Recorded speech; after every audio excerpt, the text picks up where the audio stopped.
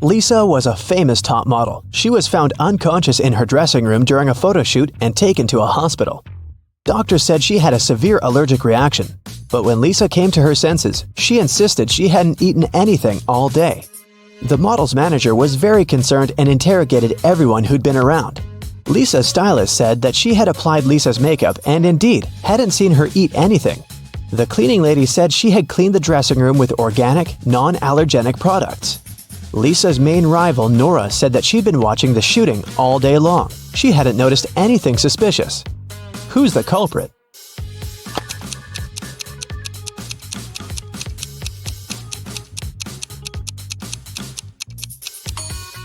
It was the stylist. Lipstick was the only thing Lisa could have swallowed that day. In the middle of the night, Dennis woke up because of a loud crash. One of the kids must have been out, but they know they aren't allowed to leave at night. The man went to check on the children. All three of them, Catherine, Ruth, and Larry, seemed to be sleeping peacefully. Look at the kids and try to figure out who sneaked out of the house.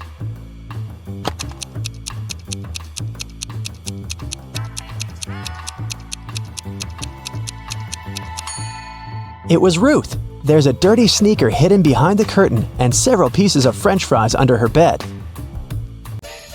Brenda was traveling by train. It was scorching hot in the carriage. The girl took off her gold bracelet decorated with diamonds and put it on the table in front of her. Several minutes later, the train entered a tunnel, and it got pitch dark.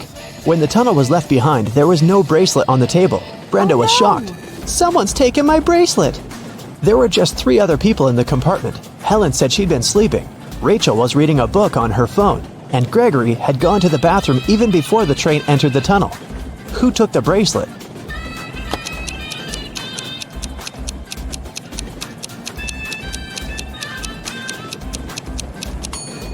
It was Helen. At first, she had her sleeves rolled up, but now they're covering her arms down to the wrists, hiding the bracelet. Sarah bought some ice cream on Saturday, but kept the flavors in secret.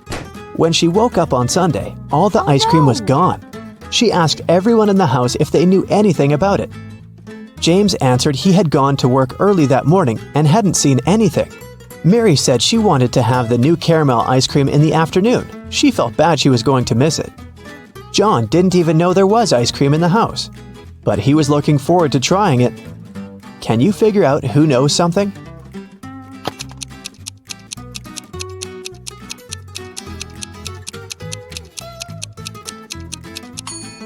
It's Mary. The ice cream flavors were a secret.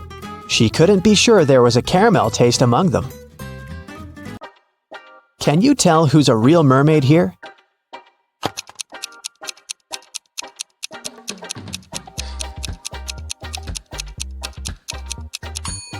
The second one is a guy, so he definitely isn't a mermaid. The girl on the right is chilling in the sun, and she's out of the water. Mermaids wouldn't do that because they dry out in the sun. So the real mermaid must be the one on the left. There were some thefts at the supermarket. There were 3 cases in total, in January, April, and June. The security camera recorded these videos.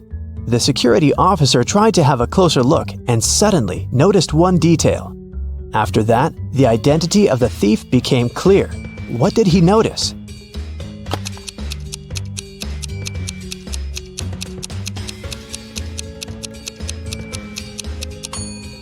It was the pregnant woman.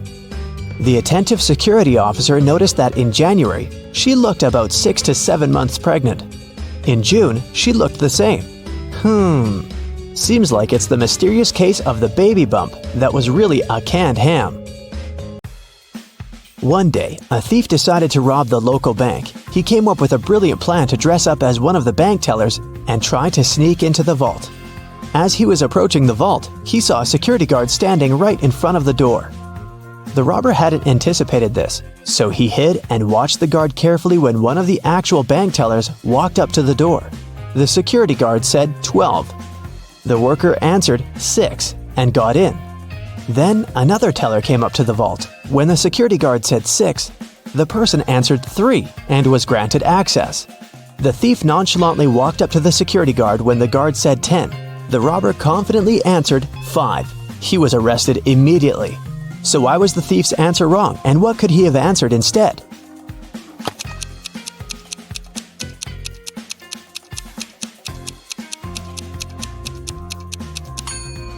The response has to do with the number of letters in the word. 12 has 6 letters, so the answer is 6.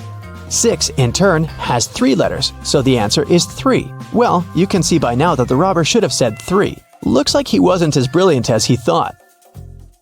Kevin and Jill moved in together several months ago. Can you guess how many months ago did they start living together by looking at this picture?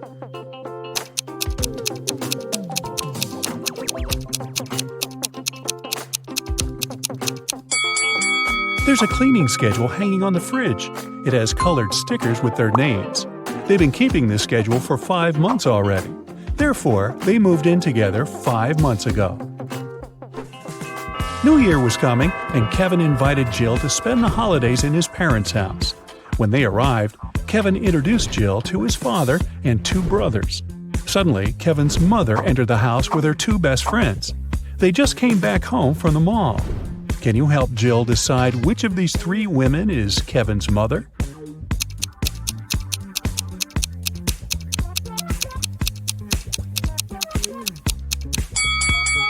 The third woman.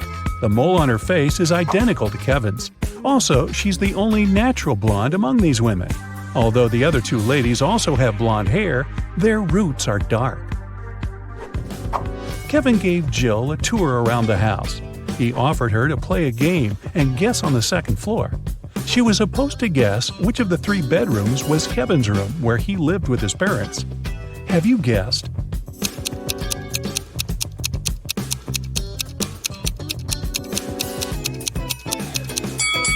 The second room. Kevin's name was written on the wall. Although the graffiti was covered with paint, it could still be seen through. Besides, the interior of Kevin's current apartment also has some graffiti elements because he still pursues his hobby. Before the dinner, Kevin's brothers decided to prank Kevin and Jill and serve some snacks. There are 3 bowls with snacks, but only one of them contains edible snacks. Can you help Kevin and Jill choose the right bowl?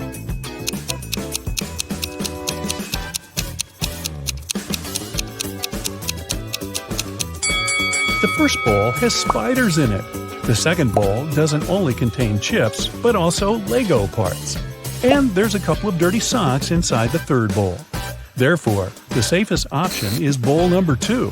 They just need to be careful not to eat Lego parts. During the dinner, Kevin's mother has been asking Jill embarrassing questions. Jill told her 4 facts about herself. She graduated from college with honors. She doesn't have any tattoos. Jill and Kevin met each other online. Her favorite color is blue. But only 3 facts are true. Which one is false?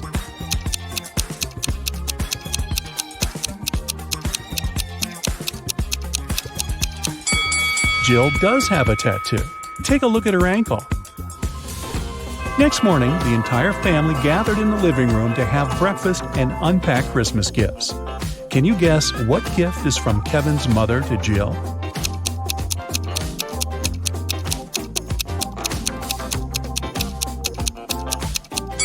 This blue box. It's the only gift wrapped in a different color than others. Kevin's mother probably learned that Jill would come over after having wrapped all the gifts for her family. Besides, Jill mentioned that she loved blue color. Kevin and Jill went hiking nearby Kevin's hometown. It started to snow, and they decided to spend a romantic night in the woods. They rented a lovely cabin. Next morning, Jill got out of the bed and saw that their backpacks had disappeared. Hey! Take a look at this picture. Can you guess who stole their stuff?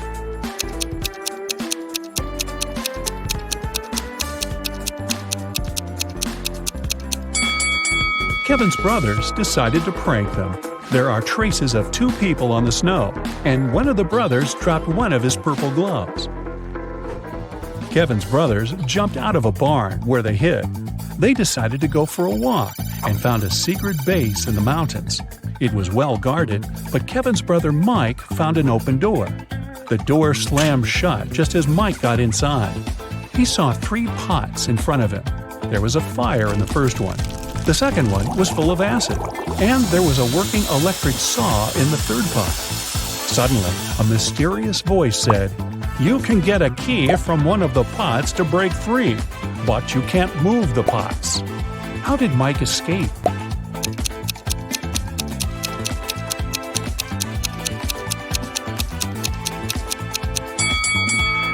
He pulled icicles from the ceiling and threw them into the first pot.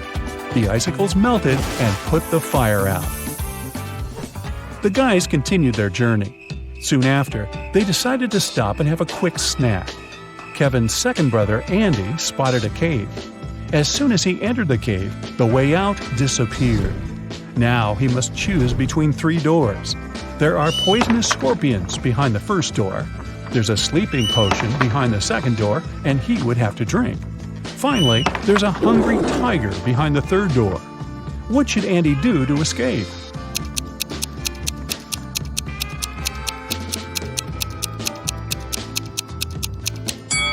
He should grab the sleeping potion, pour it over his sandwich, and throw the food at the hungry tiger. When the tiger falls asleep, he'll be able to escape through the third door. Jill, Kevin, Andy, and Mike headed home when they noticed cougars moving toward them. The guys started running away and saw a tunnel. It was very dark and scary. They only have 12 minutes to cross it. It takes Mike 1 minute to cross the tunnel, Andy 2 minutes, Jill 4 minutes, and Kevin 5 minutes. The guys decided to split into 2 pairs, but they only have 1 flashlight, and there's no way they go in there in 4. How can they escape?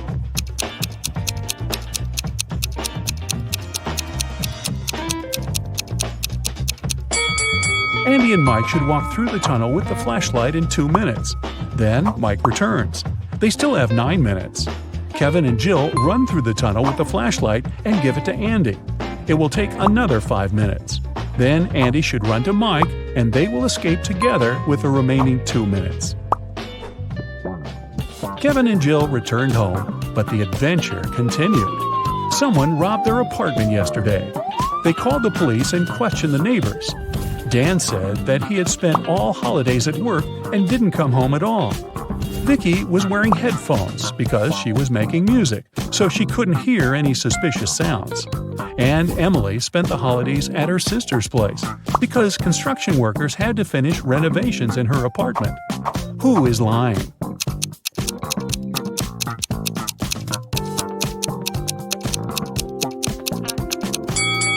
Emily. If they finished renovations, why is her apartment a giant mess? 2 years later, Kevin and Jill decided to get married. On the wedding day, Kevin noticed that Jill had forgotten her wedding necklace in his bag.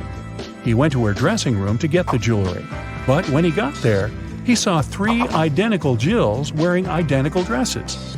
Jill's father is a scientist. He decided to test Kevin's feelings before the wedding and made 2 clones of his daughter. Help Kevin find his real bride.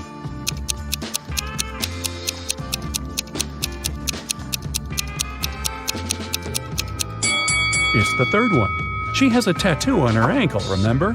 And her clones don't, because tattoos don't impact genetics. Jill went downstairs to say hi to her bridesmaids, but when she saw them, Jill began to yell at her dad because he pranked her with his mad scientific tricks once again. One of the bridesmaids was a cyborg. Can you guess who it was?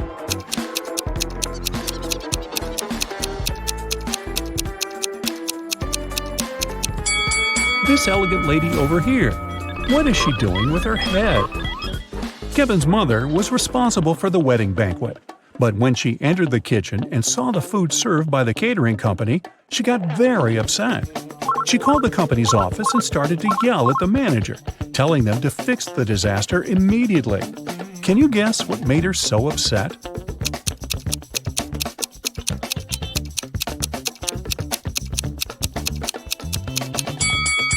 Look at the top of the cake. There are 2 green goblins instead of the bride and the groom. Kevin and Jill went to the Caribbean for their honeymoon. The hotel looked rather creepy, but they decided to stay there anyway. The hotel employee asked the newlyweds to choose a room from the remaining options. Can you help Kevin and Jill pick a good room?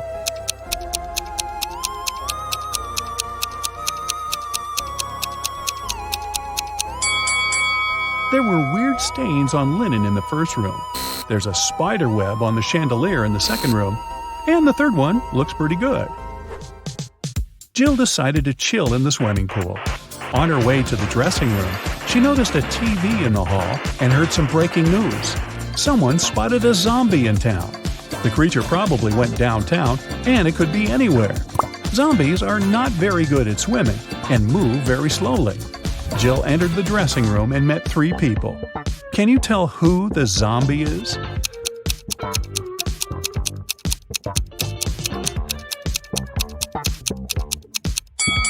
There's a bandage on this woman's leg. No one would go to a swimming pool if they had cuts or stretches unless they're a zombie. In the hotel room, Kevin found a secret door leading to a tunnel. He walked through the tunnel and found storage full of diamonds. Suddenly, prison bars appeared around Kevin out of nowhere, and a mysterious voice said, "You can take all the diamonds and leave safely if you manage to choose the right potion to escape." There were 3 options. The first potion will make Kevin invisible, the second potion will turn him into a bird, and the third potion will make him super tall. In 5 minutes, Kevin returned to Jill with a huge bag of diamonds. Which potion did he choose?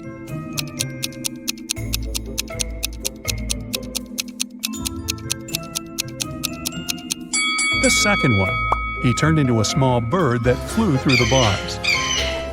The next morning, Jill woke up stuck on a small, flat, deserted island. It raised up 40 feet, and all around the base are jagged rocks and shark-infested waters. The island was covered in a dry, flammable vegetation. Suddenly, lightning struck the easternmost point of the island, and a huge fire started. The wind made the fire burn in a perfectly straight line across the island, with no gaps in the fire line. The fire was burning quite intensely, and she couldn't vault it or put it out. Jill cannot jump or traverse the rocks, and the wind won't change direction. How can she survive?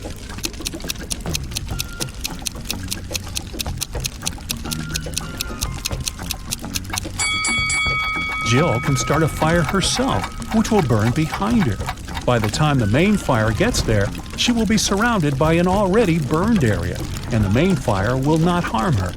Also, since there was lightning, it probably rained soon after. The rain could put out the fire, and Jill would survive. Wow, what a crazy honeymoon. I think I'd just stay home. The guys got very hungry. They separated to find some food on the island. Lisa found this palm and decided to pick some bananas. Greg walked through the jungle for some time and noticed this orange tree. Robert discovered a pile of coconuts on the ground, and Brian decided to catch some fish. Only one of these options is safe. Which one?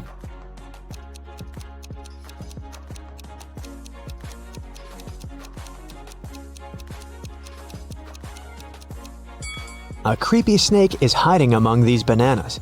A tiger is sleeping behind this orange tree. A scorpion is chilling on these coconuts. So fishing is the safest choice. After dinner, the guys gathered around a fire. They agreed to take turns sleeping to keep the fire going and scare wild animals away. Robert drew lots to be the first on duty, but he was very sleepy. Brian told him, "It's okay, I can swap places with you if you guess my riddle. I'm as light as a feather, yet no man can hold me for long. What am I?" Robert failed to crack this riddle. What about you?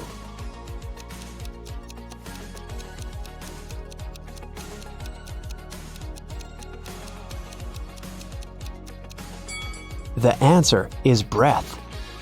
Greg, Brian, and Lisa went to sleep, and Robert stayed by the fire. Early in the morning, Brian woke up and saw that the fire had gone out, and Robert was gone. Brian woke up Greg and Lisa, and they started looking for Robert. Can you help them find any clues on the beach?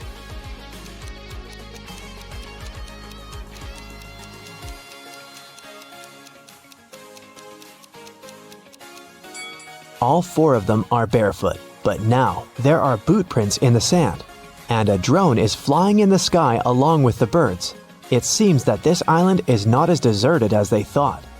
Brian, Lisa, and Greg walked around the island and found a villa on a rock. They wanted to come closer, but suddenly they heard Lisa scream. Someone left a trap in the jungle and the girl fell into a well filled with trash. It was very deep and Brian and Greg couldn't help her get out. Suddenly, it started to rain, and the pit began to fill with water very quickly. Lisa screamed, "Help me, please! I can't swim!" What should Lisa do to survive?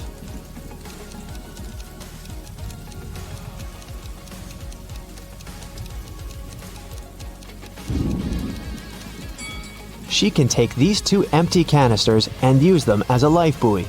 And when the water level rises, she'll get out easily. The guys continued their journey to the mysterious villa. On the gate, they saw a combination lock with this clue. In the first line, 1 number is correct and well placed. In the second line, nothing is correct. In the third line, 2 numbers are correct, but in the wrong places. In the fourth line, 1 number is correct, but in the wrong place. And in the fifth line, 1 number is correct, but in the wrong place. Can you help the guys open the gate?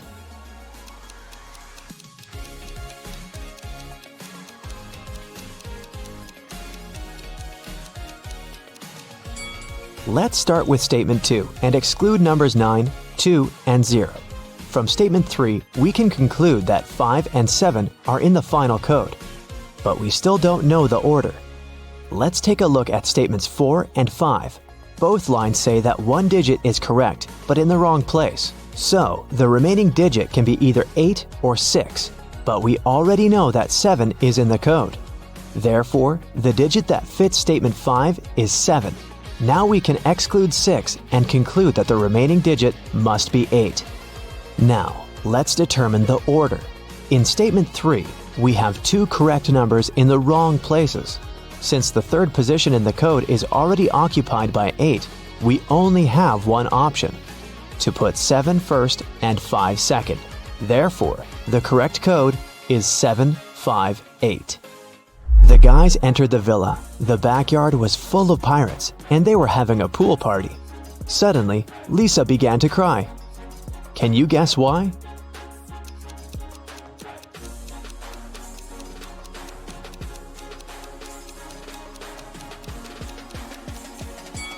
Robert is chilling with this lady pirate in the swimming pool. The girl is just jealous. When they finally came up to Robert, he said, "Hey guys, check it out. These pirates let me join them." Greg, Lisa, and Brian decided to leave that place as soon as possible. But Robert wanted to stay because he got engaged with Gemma. She was a big boss there. Everyone worked for her. Brian looked around, searching for a way out. He noticed these 3 guys. He realized that one of them was an imposter. What about you? Can you see the imposter?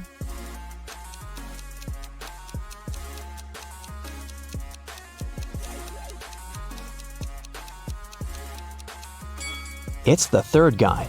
He has a police badge. He must be working undercover. The police officer's name was Mike. Brian asked him for help. Mike pretended that he didn't speak English, but later he gave Brian this note. It was encrypted, and the ink was to disappear in 10 seconds. Can you crack the code?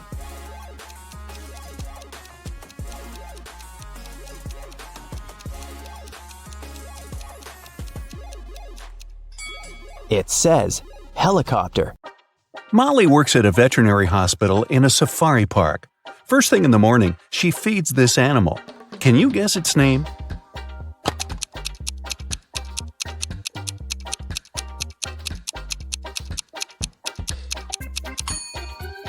That's right, it's a panda.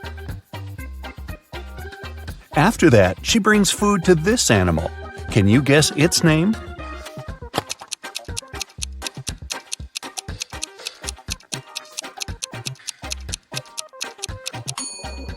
It's a bear. Great job! Then Molly feeds this guy. Can you crack this rebus?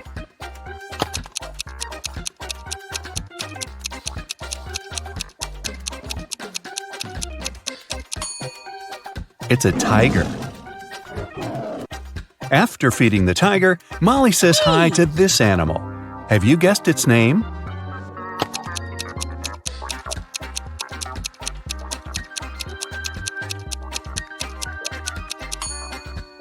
Right, it's a monkey. After lunch, Molly takes care of these creatures. Any ideas who they could be?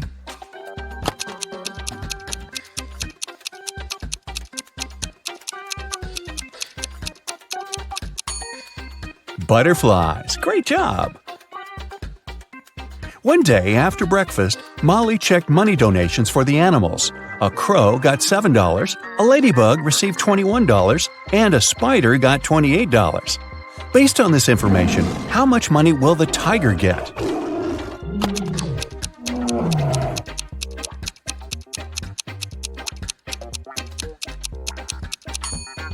The tiger will get $14 because it has 4 legs. Each animal received $3.50 per leg. Molly went to the kitchen to have lunch. Usually, she prepares her food at home and brings it to work in the lunchbox. But this time, she saw that someone had stolen her lasagna from the fridge. Molly got very upset and questioned her colleagues. Mike said, "I haven't been to the kitchen today. I was too busy bathing our hippo." Melissa said, "I spent this morning cleaning the pool. I didn't touch your food." And Alina said, "I had business lunch with investors downtown. I've just arrived." Who is lying?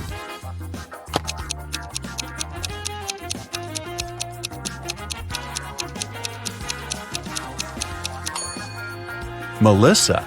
Look, the pool is still dirty.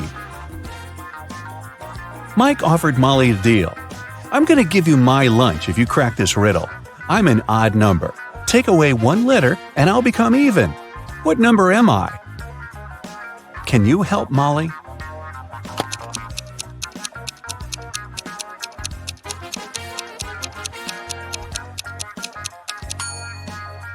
The correct answer is 7. Molly received an emergency call from one of the guards. Someone had released all their parrots. Molly interrogated 3 people who were standing nearby. Jack said, "I didn't see anything, lady. I went blind 10 years ago. I come to this park to listen to bird songs." Rachel said, "I'm afraid of birds. I can't even come close to them." And Peter said, "I was just passing by. Can you tell me where the restroom is?" Who's lying?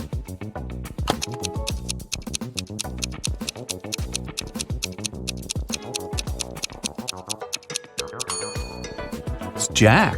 If he's really blind, why did he bring this camera? Molly walked around the park. She had to find all the parrots before her boss arrived. How many parrots can you see in this picture?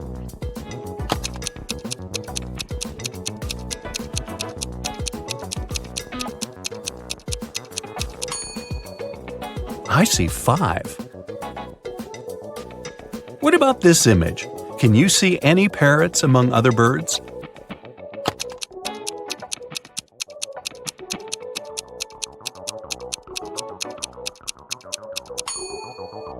Here they are. After rescuing all the birds, Molly finally sat down to get some rest. But suddenly, she received a strange message full of complaints. Something really weird was going on with animals in the park. Molly rushed outside to check on the situation.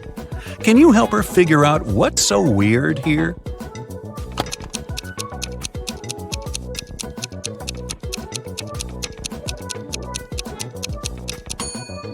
This monkey has a goat leg. What about this image?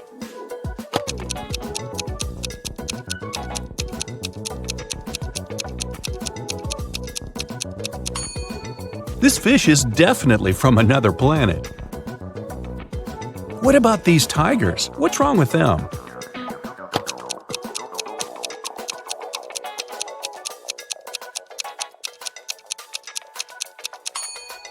They have 5 legs instead of 4. Molly went to the warehouse to get some food for fish. When she tried to open the door, she realized that her boss, Alina, had changed the code. Can you help Molly figure out the new password?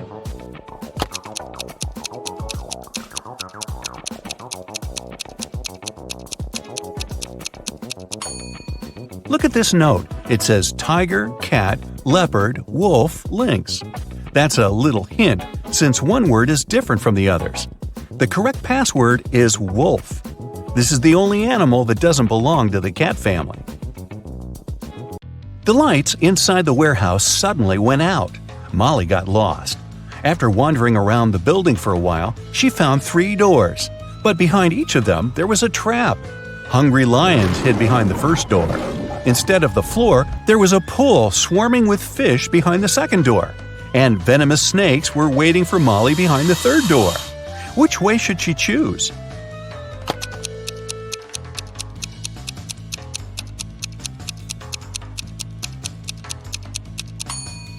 The second door is the safest option.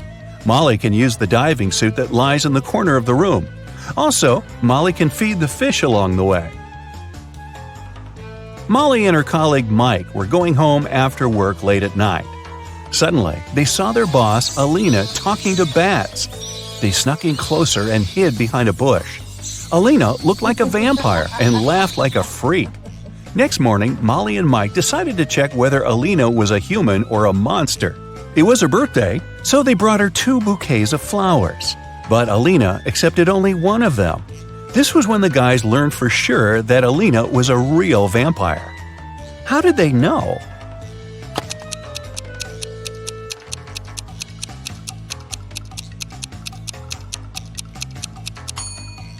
They hid garlic in the second bouquet. Alina invited all her colleagues to her birthday party.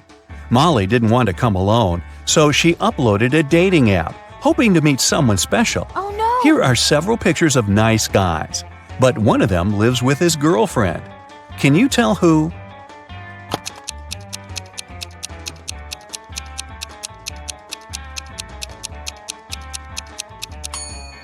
It's this one. There's a pair of high heels and a dress in his closet.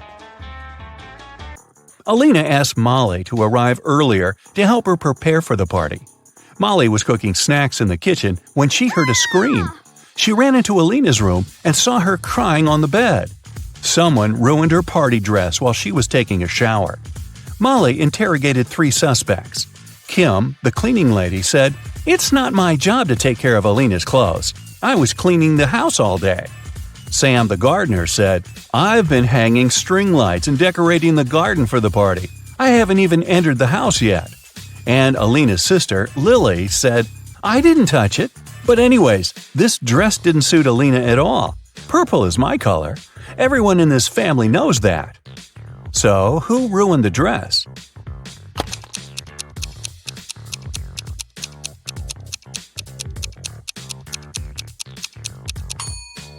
Sam. Look, the string lights are still in the box. At the party, Molly saw Mike with a mysterious lady. The lady was wearing a hoodie and standing with her back turned to Molly. So Molly couldn't see her face. Mike and the lady hid from everyone in Alina's library. Later that night, Molly entered the library too, but it was empty. After checking the room, Molly knew for sure which of these 3 ladies was Mike's secret girlfriend. How did she know?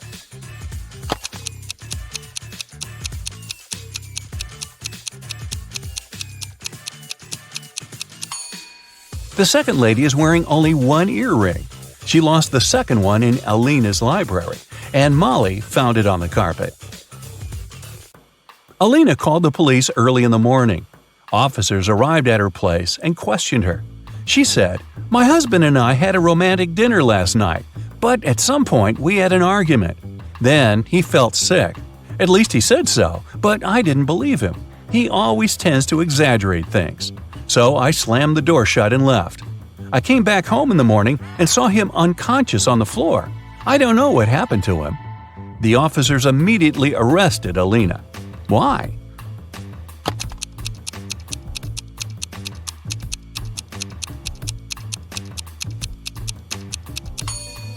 If the candles had been burning all night long, they would have burned out by now. Molly had a school friend. Her name was Sarah. One day, they went on a picnic with their families. Sarah's mother was very eccentric. She had pink hair and always wore glitter. And she took her pet iguana, Tom, everywhere she went. She also has 3 daughters. The oldest daughter's name was Monday, and her middle daughter was called Tuesday. Can you guess her youngest daughter's name?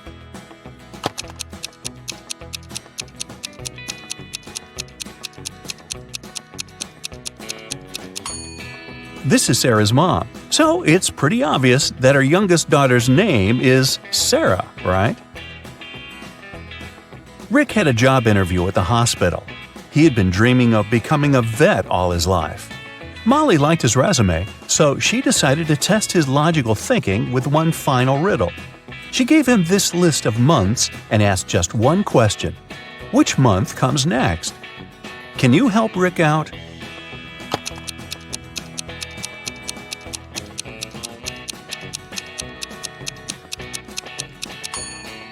It's September. The months on this list go from those with the least number of letters to those with the most. It's time to groom the animals. Molly hired a group of talented groomers. 2 groomers can groom 2 animals in 2 hours. In this case, how many animals would 4 people groom in 4 hours?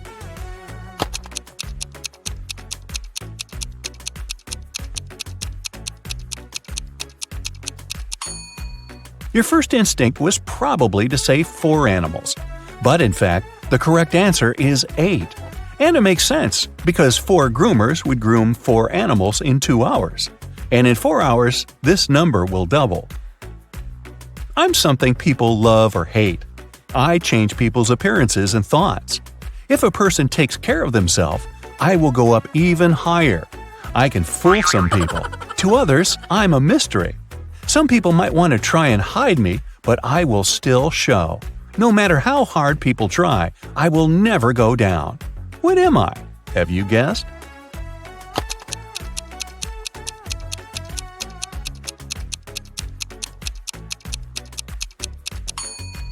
The correct answer is age. One of these 3 people is left-handed. Can you guess who?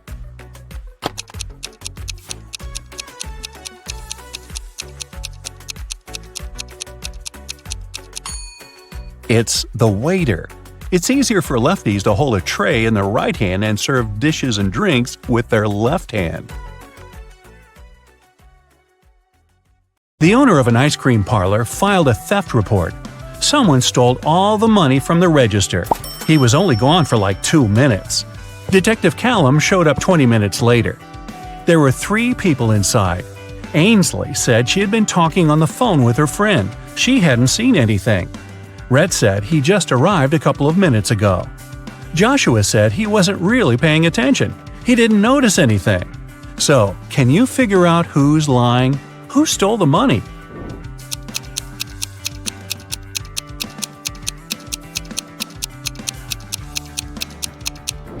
Red said he had just arrived, but his ice cream's already melted. Liar. Phoenix wanted to get her dad the best birthday present ever, but she didn't know what he wanted. She decided to break into his laptop to see what he had saved in his online shopping cart. One problem, the laptop required a password, and Phoenix didn't know it. Luckily, there was a note next to it. She sent a picture of it to her friend, Detective Callum. He solved it right away. Can you?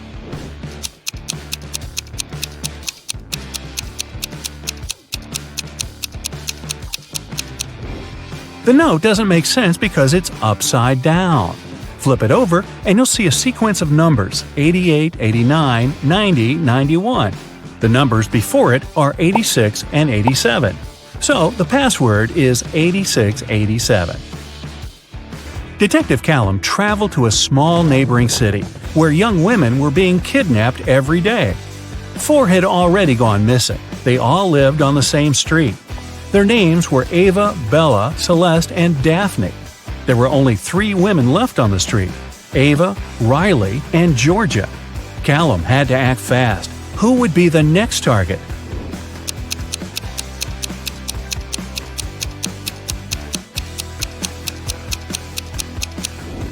The women are getting kidnapped in alphabetical order: A, B, C, D.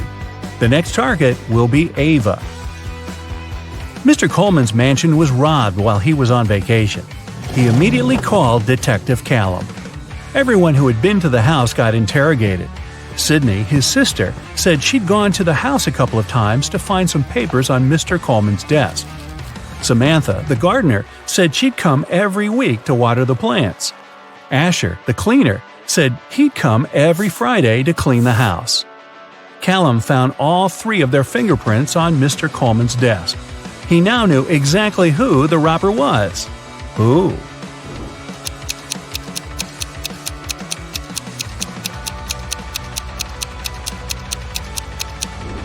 It was Samantha, the gardener. Sydney and Asher had a reason to touch the desk, but Samantha wasn't even supposed to be in Mr. Coleman's office. There aren't any plants in there. A rich woman was robbed on her private yacht during a ferocious storm.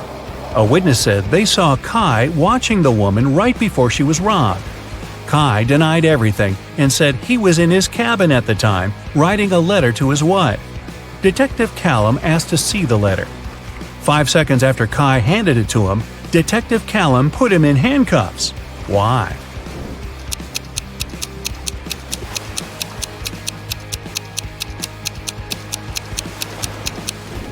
Kai said he wrote the letter during the storm. There's no way his writing could be this neat when the entire yacht was swaying around like crazy. Logan, a young businessman, was poisoned in his house. Detective Callum was on the scene.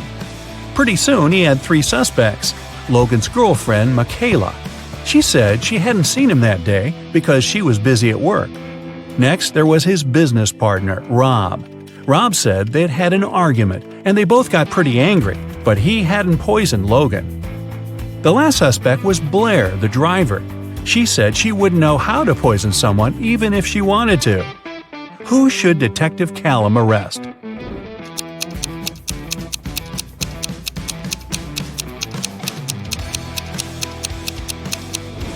Look, there's fresh lipstick on Logan's shirt. It matches Michaela's. But she said she hadn't seen him that day. Suspicious. Eloise found her friend Fleur poisoned in her room. She called Callum and told him she was walking past Fleur's house and noticed her light was on. She texted her, but Fleur didn't respond. She got really worried, so she broke a window, climbed in, and found her on the floor. But Detective Callum didn't believe her. He immediately arrested her for poisoning her friend. Why?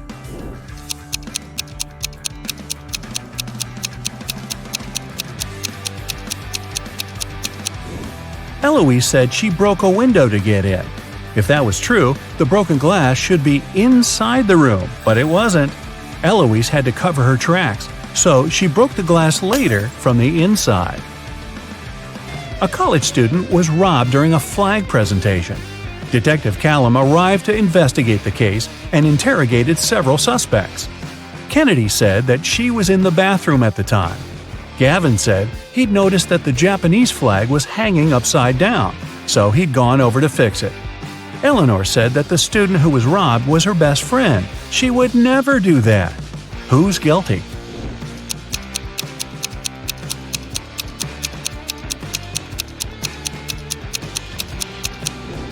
It's Gavin. He said that the Japanese flag was hanging upside down. But that flag looks the same either way. He's lying. You're tied up on some railroad tracks and can't wriggle free. There's a train heading your way and it doesn't look like it's stopping. Oh well, if you stretch your arms out, you can just reach a lighter, a small pocket razor, and a can of oil. Which can you use to escape?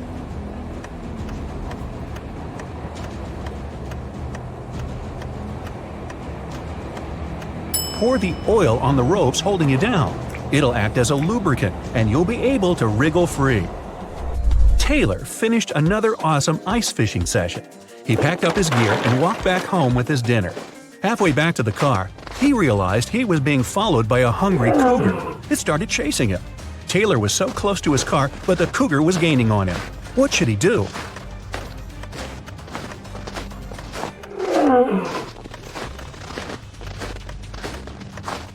He should fling the fish to the side to distract the cougar. Then he should ditch all his gear. It's just slowing him down.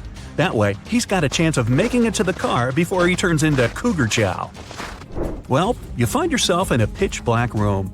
The room is huge and there are many hallways and corridors leading to unknown places. You need to find your way out before the room starts heating up like an oven. You only have 2 minutes. You can feel some pipes on the wall but nothing else. How can you save yourself?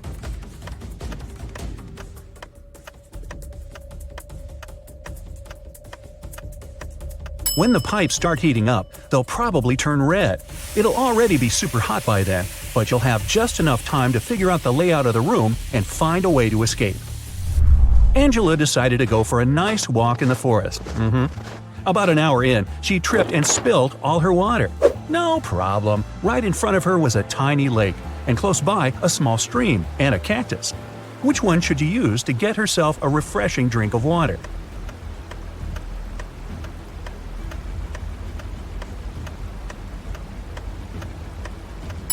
She should head for the stream.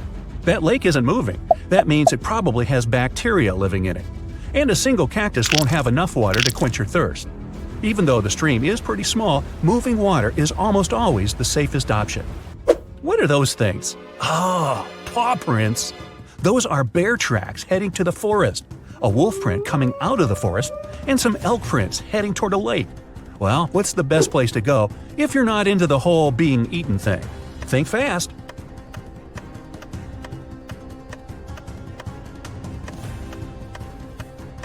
The bear going into the forest probably scared that large dog off. Oh, you thought those were wolf prints? Not likely. Wolves mostly travel in packs. The bear is most likely chasing the elk, so they'll both end up at the lake. That means the forest's safe for now. You're stuck in a well in a small village, and the water's already up to your knees. There's a rope leading to the mouth of the well, but it's definitely not strong enough to hold you. You look around and find a bucket, some clothing, and a lighter. How do you escape?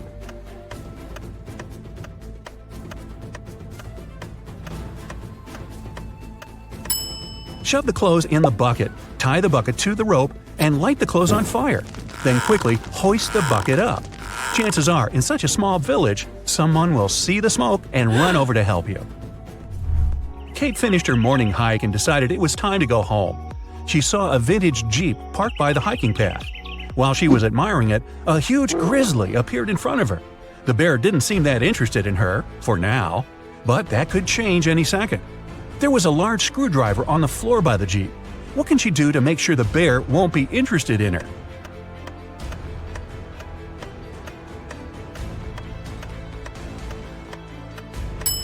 She can puncture the gas tank with the screwdriver and douse herself in gasoline. That way, the bear wouldn't be so interested in her scent. Eric was out camping and he needed some light to see in the dark. He reached into his tent, but his flashlight wasn't working for some reason, and his phone only had 10% battery. He looked around and saw a bottle of water, an empty sandwich bag, his hiking boots, and a pillow. What can he do to make more light?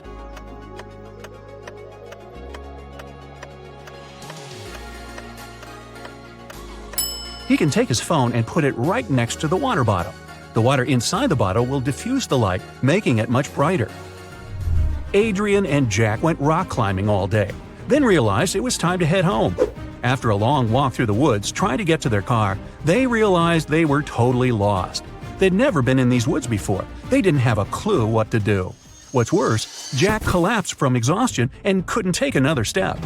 Adrian tried to lift him up, but Jack was too heavy. Night was approaching.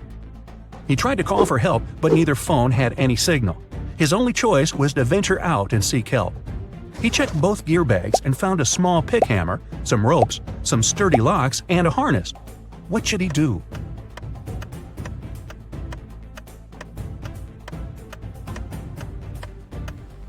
Adrian should put on the harness and tie all the ropes together to make one huge long one.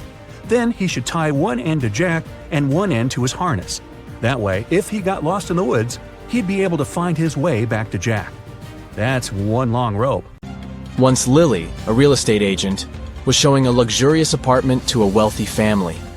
The family liked everything about the apartment, but for one thing, the place had huge floor-to-ceiling windows, and they were worried someone could accidentally break the glass and fall out. Lily really wanted to sell that expensive apartment. That's why she decided to prove that the glass was unbreakable. She ran up to the window and hit it at full speed. The glass indeed didn't break. but Lily fell out of the window and was rushed to a hospital. How could it happen?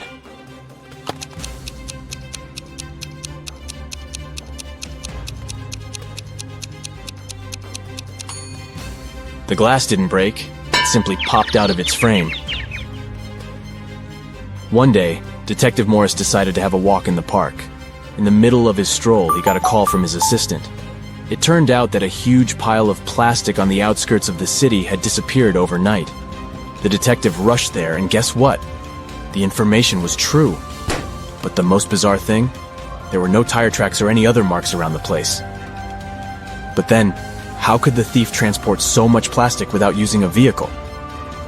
Suddenly, Detective Morris noticed some weird footmarks.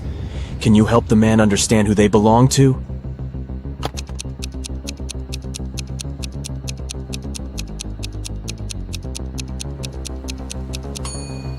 Those are definitely not human footprints. They might belong to an animal or some other creature. The case is getting weirder by the minute. Detective Morris was wandering around the city for hours looking for clues. Soon his assistant informed him about the disappearance of yet another pile of plastic. At the crime scene, the detective found the same footmarks. The expert he had asked to examine the photos and samples replied that the footprints didn't match any other in her extensive database. She even suggested that they could belong to an alien. But why would aliens need our plastic? Morris decided to prevent the next crime. He went to the outskirts of the city again and spotted 2 piles of garbage. Look at them attentively. Which one might aliens want to steal?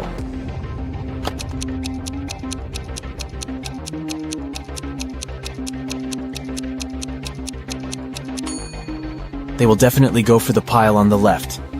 There's too much stuff made of iron in the right pile, but aliens are after plastic, so pile on the left it is. Detective Morris decided to catch the aliens red-handed.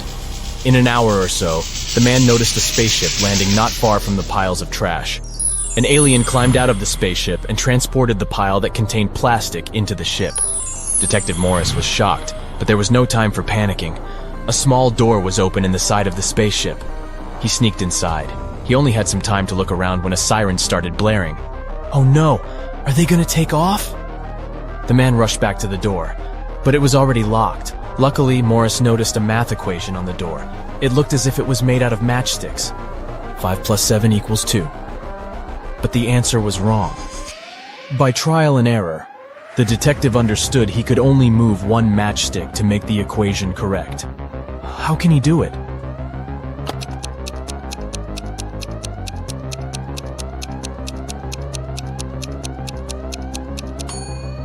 Detective Morris moved this matchstick and got 9 minus 7 equals 2. The door opened, and the man ran for his life. But the main question remained unanswered. Why did aliens need our plastic? Write your ideas in the comments below. Now look at these animals on the screen. A cat, a camel, a cheetah, a chicken, a crocodile, and a pig.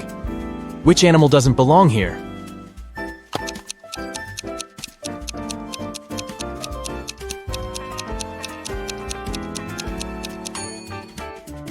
The pig is the odd one out.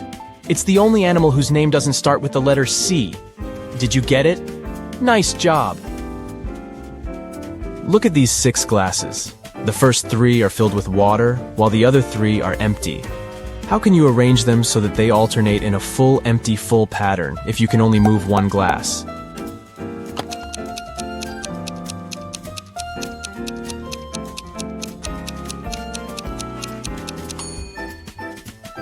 Pick up the second glass and pour the water into the 5th one.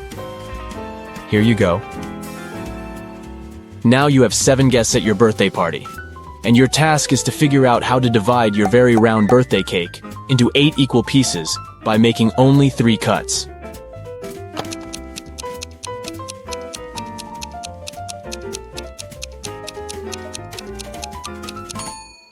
First of all, you need to cut your cake vertically in the middle of the cake to divide it into 2 equal pieces. Repeat the same process, but this time, make a horizontal cut. Now you've got 4 slices. And the final 3rd cut should go laterally across the cake. Voila! You've got 8 equal slices. Look at these bottom lines and try to figure out which of them is the continuation of the top one.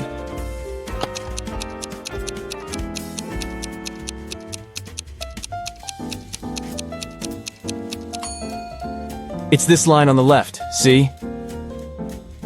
You've been kidnapped by an insane scientist who's going to test his new protective cream on you.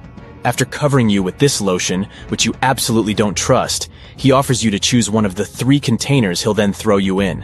One of the containers is filled with radioactive waste. In the second container, there is an acid that can eat even through metal. And the third one is filled with lava from the largest volcano on Earth that erupted a year ago. Which container should you choose?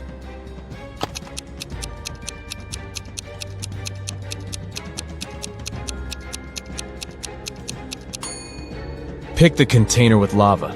If the volcano erupted a year ago, the lava must be already solid. Look at these prisoners. Can you figure out who came from the future?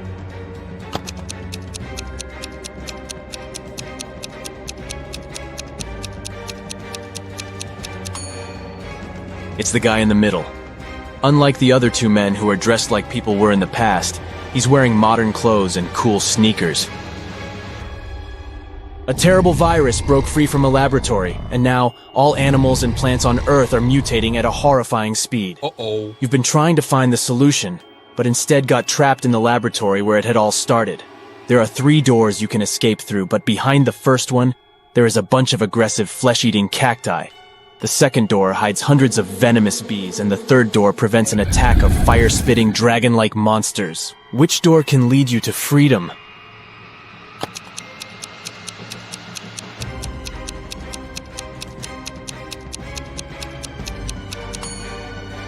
You can get out of there alive if you choose the first door. Even though the cacti eat flesh, they're still plants and can't move, so you can easily get around them. You're trapped in a room that's steadily getting filled with water coming from a tap in the wall. There are no windows in the room and the door is blocked. You have a mop and a big bucket. What can you do to survive? Yep, you don't have any options in this riddle, so think of your own way to get out of this situation.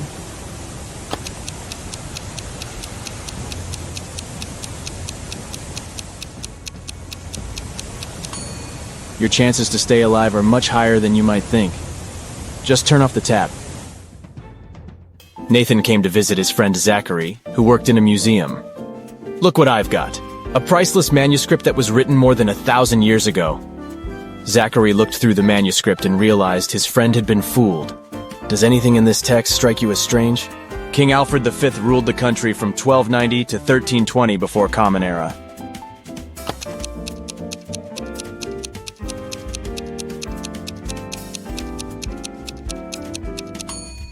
If we talk about the dates before the Common Era, they should be in reverse order. The original text would read, King Alfred V ruled the country from 1320 to 1290 before Common Era. A villain has caught you, and now he lets you choose in which cage he will keep you. You can get out of the cage only through the lid in its ceiling. But on top of the first cage, there is a nest of venomous snakes. Boiling water is on top of the second cage. And on top of the third cage, there is a hungry lion. Which cage should you pick to be able to escape when the villain falls asleep?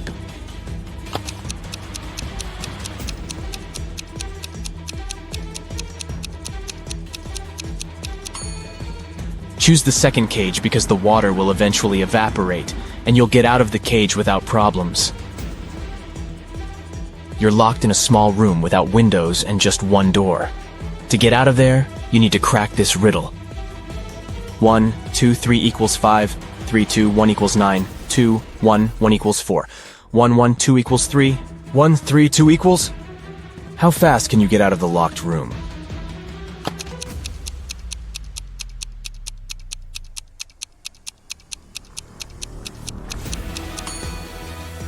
The answer lies in the addition of the second and third digits, and the multiplication of the sum by the first digit. Let's take the first equation. 1, 2, 3 equals 5, 2 plus 3 equals 5. 1 times 5 is 5, let's make sure. 3, 2, 1 equals 9. 2 plus 1 equals 3, 3 times 3 is 9. Then the answer we need is again 5.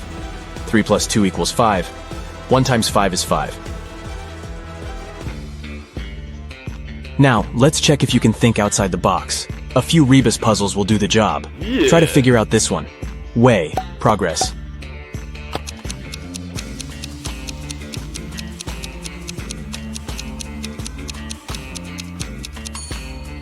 It means progress underway. How about this one? Noon. Good.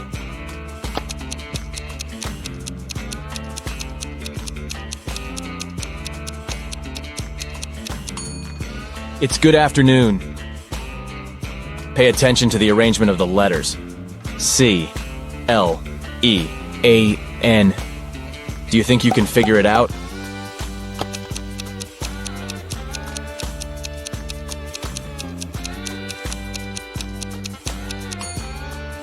It means clean up. What word or phrase can you see here? Give, give, give, give.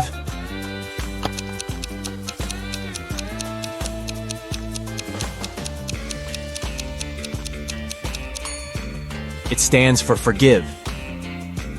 Concentrate. I believe you can crack this puzzle. 1N, 3N, 5N, 7N.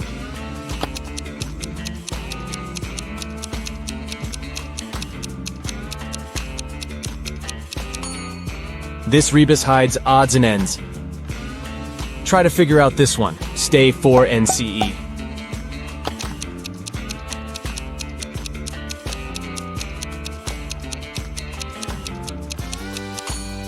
It's for instance.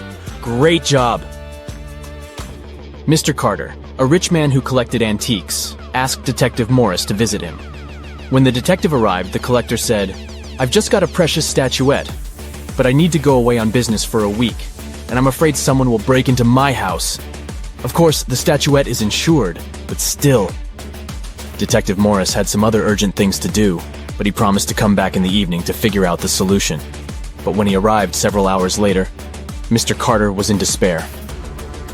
I drove my sister to the doctor and was away for an hour or so. But when I came back, the statuette was gone.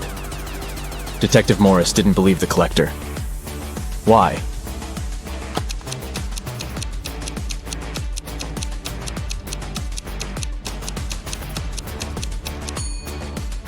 When he left the house in the afternoon, he noticed an apple lying in front of the left part of the gate. It's still there. But for a car to drive through, both parts of the gate have to be open. This means that Mr. Carter lied about leaving his home by car. Several gold bullion bars were stolen from a bank. The police had a few suspects. But when they arrived at the main suspect's house, they realized they had forgotten to bring a warrant. The man told them he wasn't going to allow them to search his house. "Come back with the warrant and we'll talk." An hour later, the police officers came back with the needed documents. They thoroughly searched the house and the garden, but didn't find the gold. Suddenly, one of the officers exclaimed, "I know where he hid the gold. Have you figured it out too?"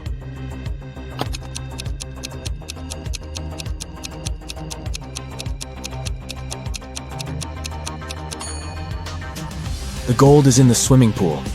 When the police visited the man for the first time, the level of water in it was much lower. A very famous painting disappeared from the museum. Later, the police managed to find it. But there was a problem. They found not one, but 3 paintings. Only one of them is original. The others are just copies. Can you help the police figure out which the original painting is?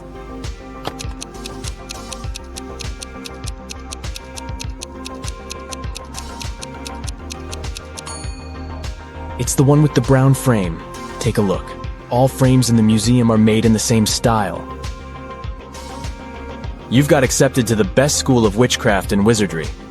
One of the classes you have to attend is about transforming into animals. There are 3 professors who teach this class. Each of them specializes in transforming into a certain animal. Look at your professors and try to figure out what kind of animal each of them turns into.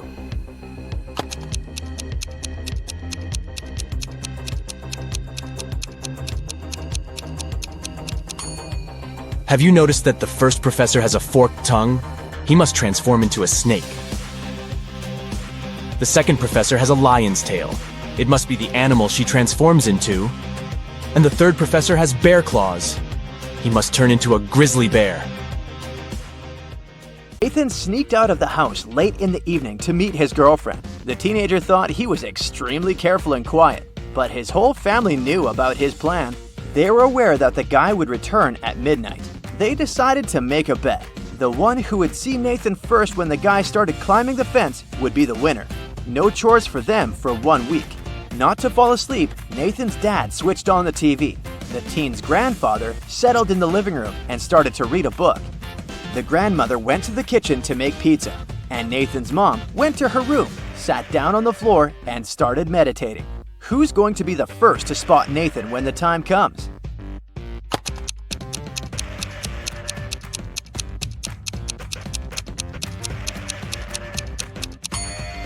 Nathan's mom. Her eyes will be used to the darkness, and she will see better than the others. The CEO of a large company called the police. He was sure that one of his employees, Victoria, had stolen a memory card with secret information. She was going to sell it to the competitors. The police arrived at Victoria's house, but the woman didn't let them in without a warrant. The officers had to leave to get all the necessary papers. When they came back, Victoria was already sitting in her car, ready to drive off. The police officers arrested the woman. They searched her car and clothes, but found nothing. And then, when they were about to give up, one of the detectives realized where Victoria kept the memory card. Can you figure it out?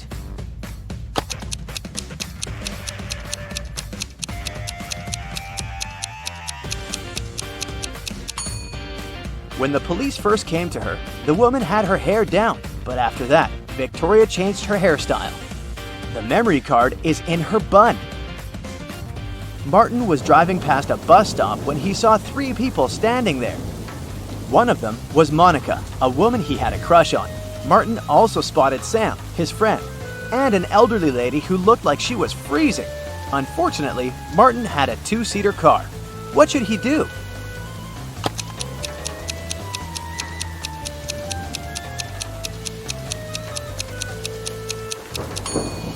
He should let Sam borrow his car and stay at the bus stop with the girl he likes. This way, Sam will be able to give a lift to the elderly woman, and Martin will have more time to get to know Monica better. During a fire, a bank was robbed. The security guard told the police he wanted to save a bag with money, but he had to lace up his boot right in front of the emergency kit. At that moment, the door opened and hit him on the head. When he recovered, the money was missing. Why was the security guard arrested?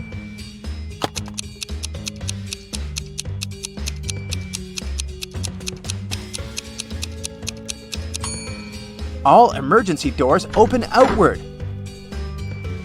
Detective Adams came to the park to have lunch in the sun, but his attention was drawn by 3 men running around a fountain. Each of them was shouting, "Thief! Catch the thief!" The detective was confused. Who was the real thief? That's why he just kept watching. After some time, the distance between the men shortened. Detective Adams immediately realized who the real thief was. Can you figure it out too?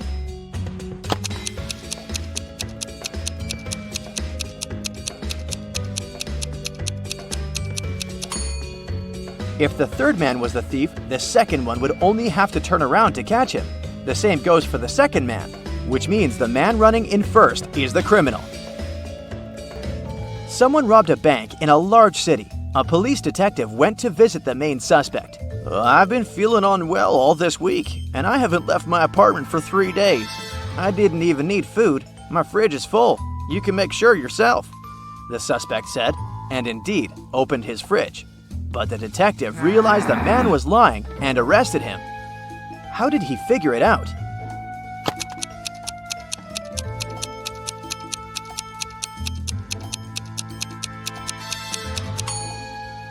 First of all, the bread on the table looks fresh. Plus, if the man had been staying inside for 3 days already, his fridge wouldn't be that full. Mason is a lifeguard.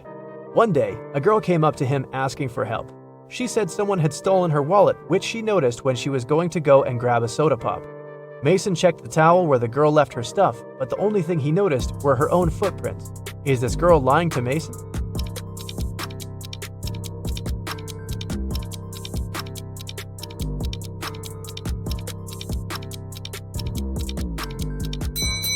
The girl was telling the truth. Mason had an eagle eye, and he saw a guy with a fishing rod. He must have stolen the girl's wallet. No one wants to go fish in the public beach. Robbers stole a few precious gems the other day. The police were alerted immediately, but they didn't know where to look for the thieves. Suddenly, they got an anonymous email. Check all the bottles in the cars leaving the town. Best regards, Mr. X. At the end of the day, the officers stopped a car loaded with boxes and bottled water. The bottle bottoms were all covered with paint, so they thought the gems should be in one of them. The level of water was the same in all the bottles, but when one of the officers placed one of them right next to the box, he instantly realized something was off. What was it?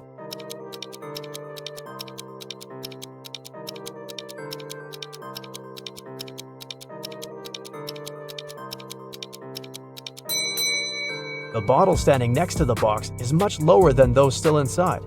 The police then found there was a double bottom and the gems were hidden right underneath it. Two friends, Martin and Clyde, had a bet. Martin said he would throw a ball and it would come back to him. He also said there would be no obstacle or wall the ball could ricochet from. Clyde said it was impossible, and he lost. How's that?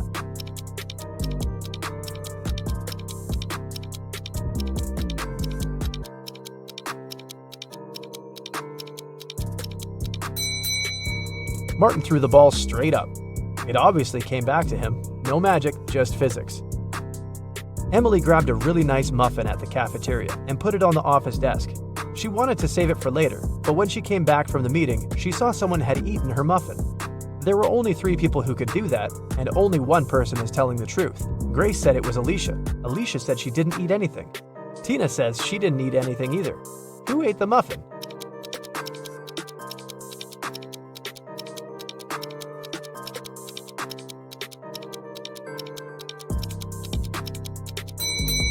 It was Tina. Only one person is telling the truth, and it's Alicia. If Grace or Tina told the truth, then there would be 2 truthful people, but Emily knew only one person wasn't lying. Patrick really wanted to come to a private party, but the security would ask each person if they knew the secret access code. Patrick decided to overhear their conversations. When the person came up to the entrance, the security said 6, and the guest said 3. Then the security said 10 to the second visitor, and the reply was 3 as well. The third visitor also said 3, but the security said 2. Patrick thought he was ready to join the best party in town. When he came up to the entrance, the guard said 7, and Patrick replied 3. The security didn't let him in. What should Patrick have said to get into that fancy party?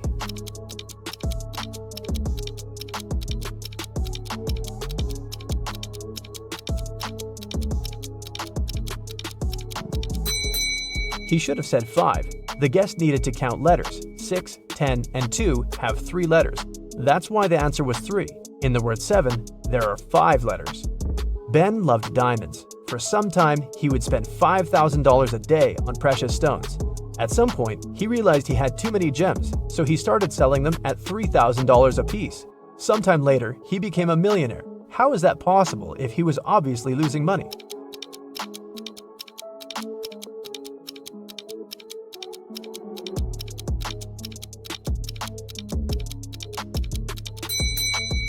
Before his gem rush, Ben used to be a billionaire. Since he started losing money, he became only a millionaire.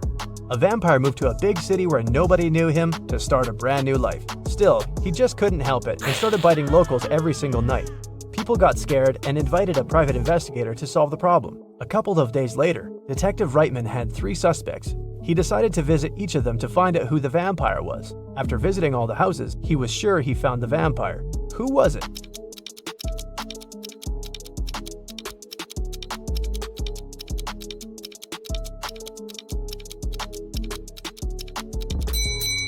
Well, the man on the left has loads of garlic in the kitchen, and vampires are scared of it. The second suspect had a lot of silver-plated accessories, earrings, piercings, and a chain. Vampires don't really like silver. The guy in the blue shirt is a vampire.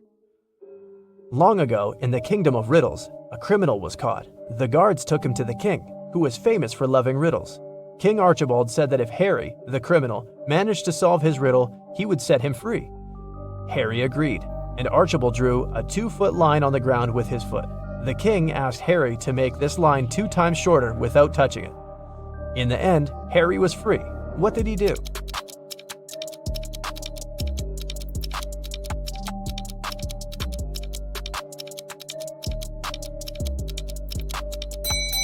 Harry drew a 4-foot line with his foot, so that the one the king drew got 2 times shorter.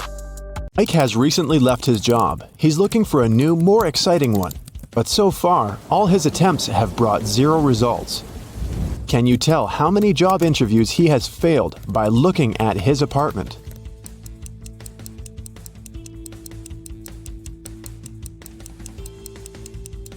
Take a look at this schedule on the wall. In the previous month, Mike marked all working days with green color, and the weekends were red. At that time, he most likely still had his job. And the current month has 6 stickers with the letter I. Mike has most likely attended 6 interviews. Mike was losing hope when he found a weird letter in his mailbox. An elegant little note said, "If you manage to figure out our phone number, call us. We'll offer you a dream job." Can you help Mike see the number?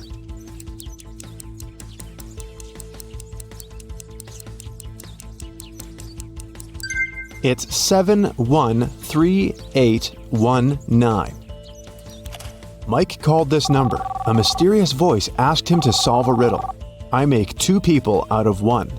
What am I?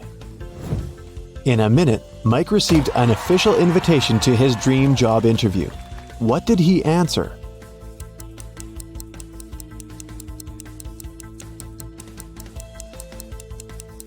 A mirror. When Mike arrived at the meeting location, he found a large, gloomy building in the middle of nowhere. The door slammed shut behind the guy's back as soon as he got inside. Mike found himself in a hallway with 3 doors. He noticed a boat, an insect spray, and an astronaut suit on the floor. The same mysterious voice said, "You can choose only 1 tool and 1 door. Good luck." There are venomous spiders behind the first door. A hungry lion is waiting behind the second door. And finally, there's a swamp emitting toxic fumes behind the third door. What should Mike choose to pass this test and stay alive?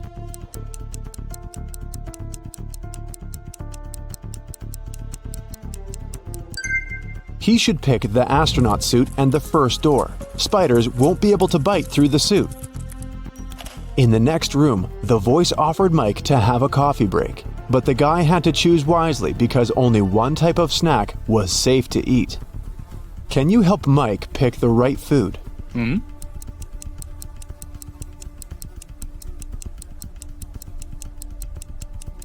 There are human nails in the cupcakes and cockroaches in these chips. The color of the meat in this burger is very suspicious. This sushi set looks rather edible, but its smell attracts too many flies. Mike should choose these donuts. They look fresh and appetizing. The cafeteria was filled with people. The voice told Mike to find a thief among them. Can you help Mike get some bonuses for his attentiveness?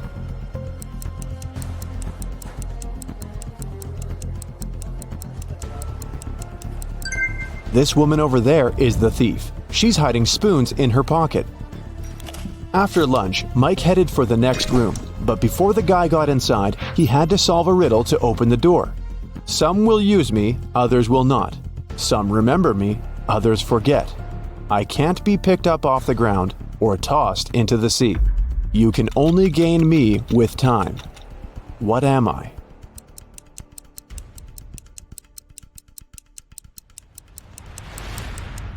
The correct answer is knowledge.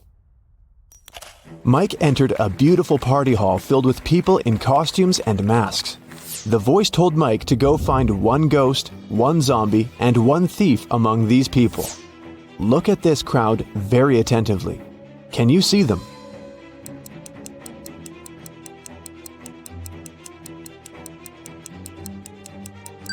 The guy over there doesn't seem to have legs, and he's levitating. He must be a ghost.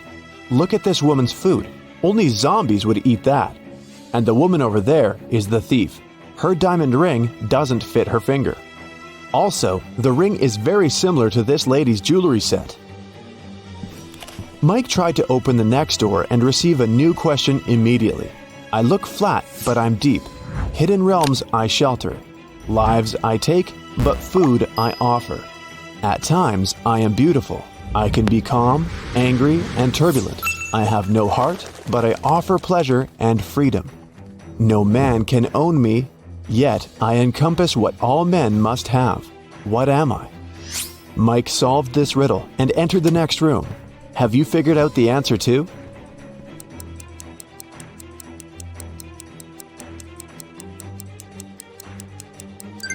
The correct answer is, I'm the ocean. Mike saw the next door, but whatever he did, he couldn't open it. He spotted an electronic lock on the door and a map of a maze on the wall. The voice said that Mike must solve the riddle to open the door. Can you help?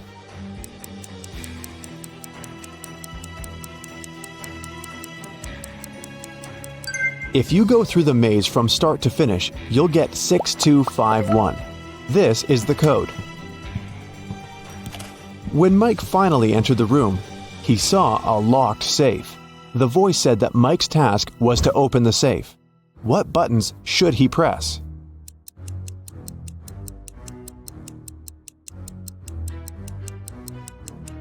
The puzzles present three colors: pink, white, and brown. Mike pressed the correct buttons and unlocked the safe, but he only found one small coin inside. The next room was empty, except for an old vending machine in the corner. Mike came closer and noticed a small key inside the machine. Suddenly, the walls began to move. The room was getting smaller and smaller. The voice told Mike to be careful because the vending machine was broken. Some wires were torn and mixed up. Which button should Mike press to get the key out and get out of the room before it's too late?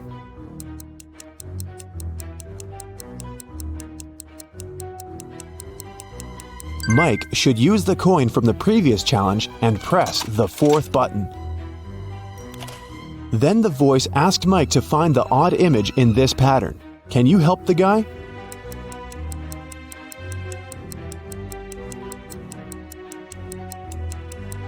The couple over there is different.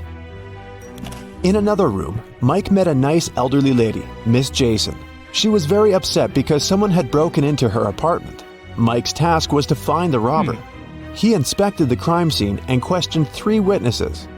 The cleaning lady, Sarah, said that she'd finished her work at 11 p.m. and left.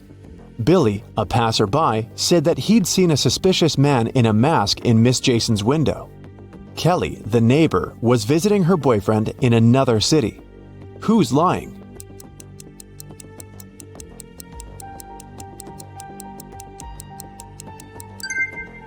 Billy. He's a passerby and just met Miss Jason. Then how come he knows which window is hers?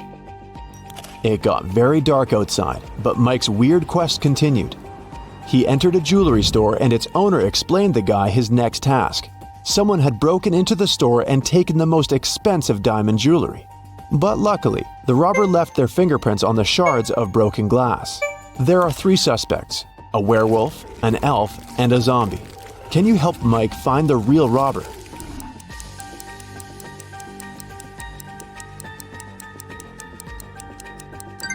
It was the elf. He's the only creature among them with human-like fingerprints. Another door led Mike into a creepy lab.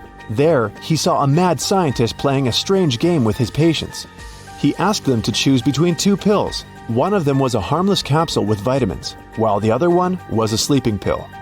Somehow, the scientist managed to get the harmless pill every time he played this game, and his opponents always fell asleep. How was this possible? And what should Mike do to pass this test?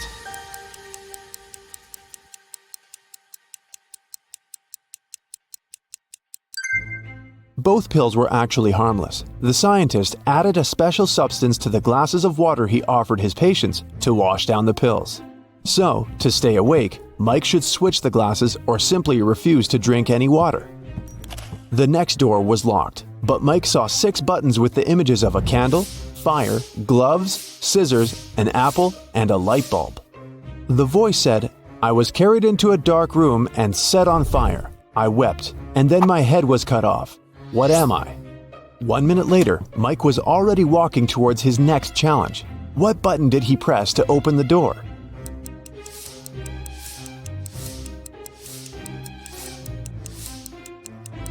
The button with the candle on it. Suddenly the lights went out. Mike slipped and fell into a swimming pool. Someone turned the light on again and Mike saw 3 identical ladies in the pool. All 3 of them looked like ordinary women and claimed to be human. But in reality, two of them are mermaids. How can Mike find the real woman among them?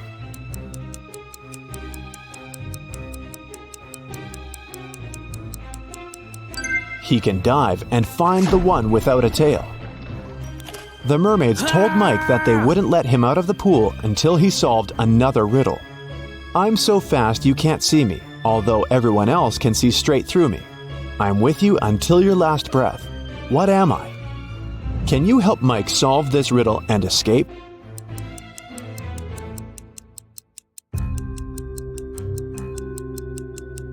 The correct answer is the blink of an eye. The mermaids let Mike go, and he entered the next room. On a huge screen, there were two guys. The first one was taking a selfie with a tornado. The second one was standing under an umbrella in the middle of a thunderstorm and taking pictures. Mike had to decide whose behavior is riskier.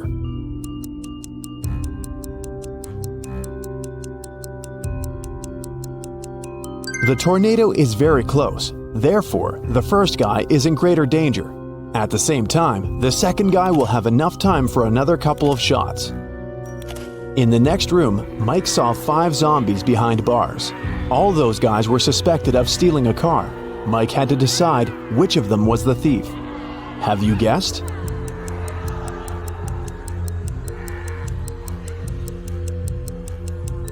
The guy on the left is sweating a lot, and zombies don't sweat and don't drive cars.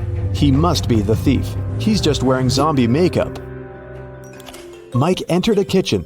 His task was to decide how many people lived in the house. Can you guess?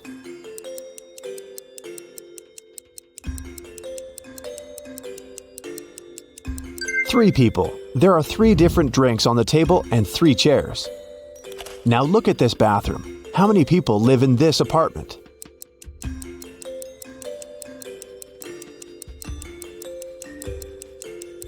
Just 1. Take a look at this lonely toothbrush. And how many people live in this place?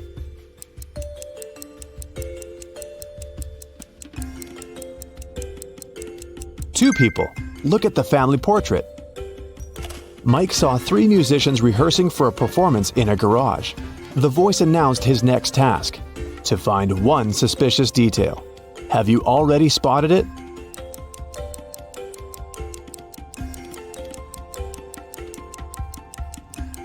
There's something wrong with this fire extinguisher. Finally, Mike found himself in an ordinary street. The voice said they had only one last question. What's the time? Mike had to choose between 3 options: 7 a.m., 3 p.m., or 11 a.m. Can you help Mike figure out the right time?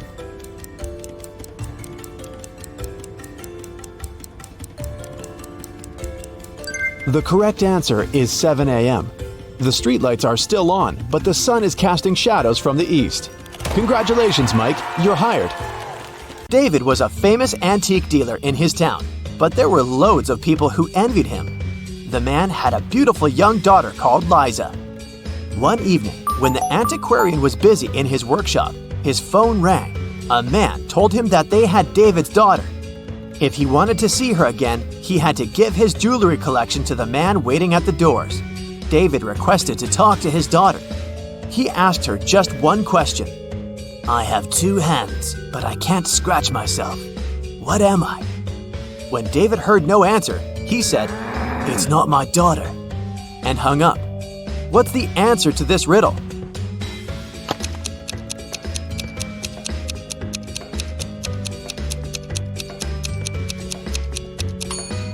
Liza would know that her father was talking about a clock.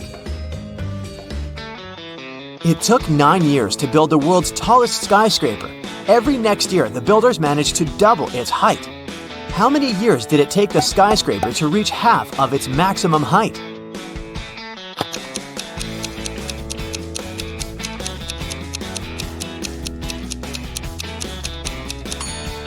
Eight years. If the constructors doubled the building's height every year, the skyscraper was half of its final height a year before it was completed. Divide 30 by 1/2 and add 10. What will you get?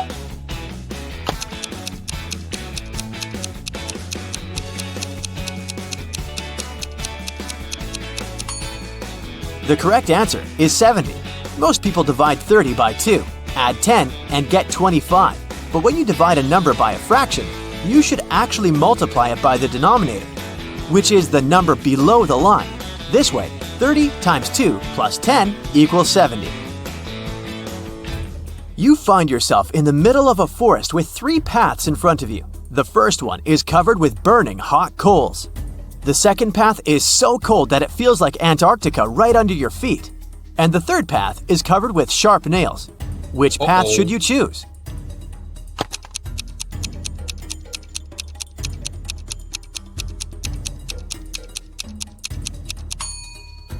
The second path. All that ice is bound to be gone soon. It's too close to the hot coals.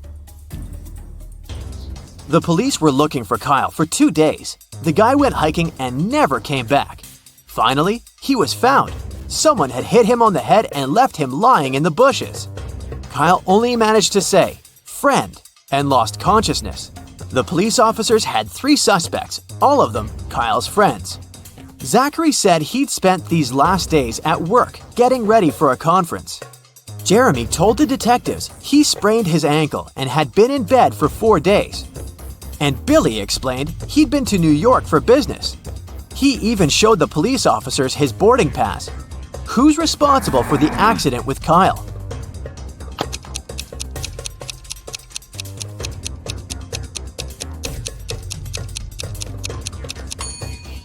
Billy showed the police just 1 boarding pass. Then how did he get back from New York? His story sounds fishy. Jordan was very late for a job interview, but when he drove up to the office building, he found out there were no free parking spaces. He decided to leave his car a bit further from the entrance. Oh no, even though there were several other vehicles in that area, parking was prohibited there. Luckily, Jordan came up with an idea and didn't get fined. What did he do?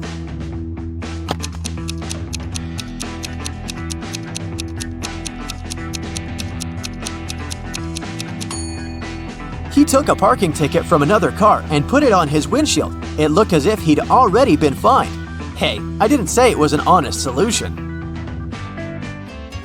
That day, famous chef Logan was going to have some very important guests in his restaurant.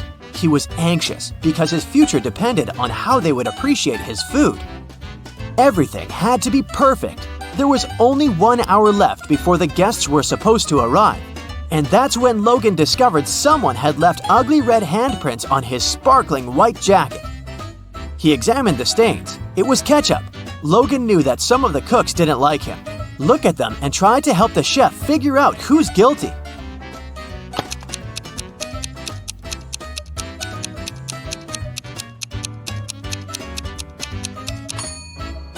There's a pair of gloves stained with something red in the trash can. The only person who isn't wearing any gloves is the cook on the left. He was the one to spoil Logan's uniform. Linda was in a cafe with her boyfriend, and their date wasn't going very well. At one point, they both got angry and started to argue. Suddenly, their waiter came up to the table and handed something to Linda. It was a note with a strangely written word. Lowercase t, uppercase r, lowercase o, uppercase u, lowercase b, lowercase l, lowercase e. Trouble? Linda was confused. What could it mean? Can you figure it out?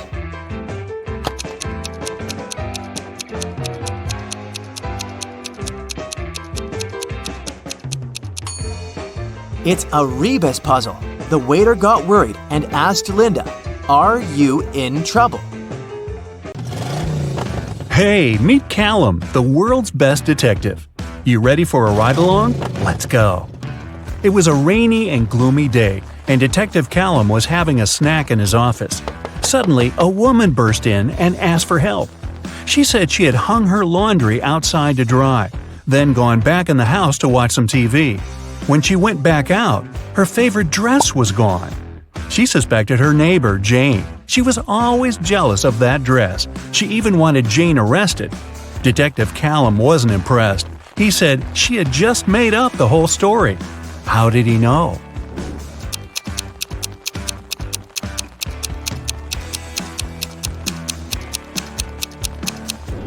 It was a rainy day. Who'd be silly enough to hang their laundry up outside? There was a speedy thief in town who ran so fast that no one could catch her. After a lucky tip-off, the police saw a woman climb in through a store window. They surrounded the store. Inside were 3 women. Detective Callum was called in to interrogate them and identify the thief. When the detective arrived, he didn't even need to ask a single question. He knew exactly who the thief was. Which one was it?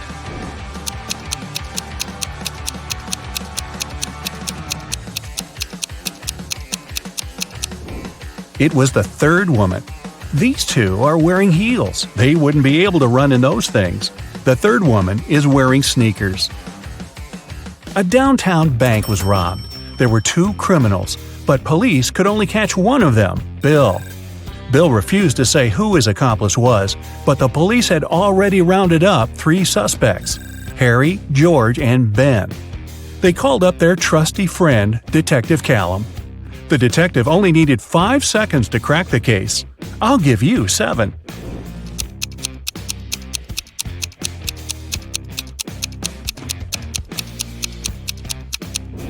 It's Ben. Look, he has the exact same tattoo as Bill. Several women had gone missing recently, and even though it was a small town, police just couldn't catch a break. No clues for months. One day, Callum spotted the kidnapper going into a small abandoned shed. When he burst in, he found himself looking at 3 women. They all said they were locked in this small room and hadn't been out in months. But Callum knew one of them must be the kidnapper who was just pretending to be a victim. The first woman said her name was Genesis. She had been there about 8 months. The second woman, Tatum, said she had been there about 6. The third woman, Chloe, said she'd only been locked up for about 2 months. The detective knew exactly who the kidnapper was. Do you?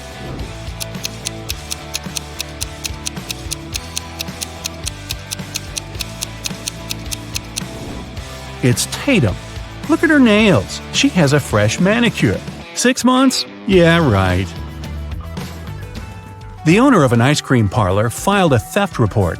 Someone stole all the money from the register. He was only gone for like 2 minutes. Detective Callum showed up 20 minutes later. There were 3 people inside. Ainsley said she had been talking on the phone with her friend. She hadn't seen anything. Red said he just arrived a couple of minutes ago. Joshua said he wasn't really paying attention. He didn't notice anything. So, can you figure out who's lying? Who stole the money?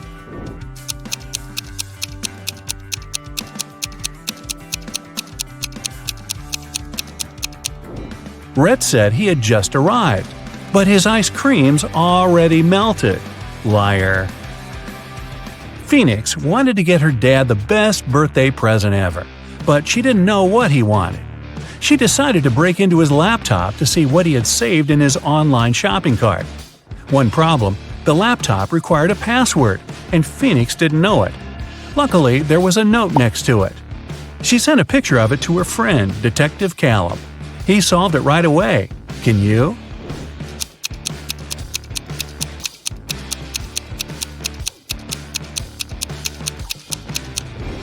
The note doesn't make sense because it's upside down.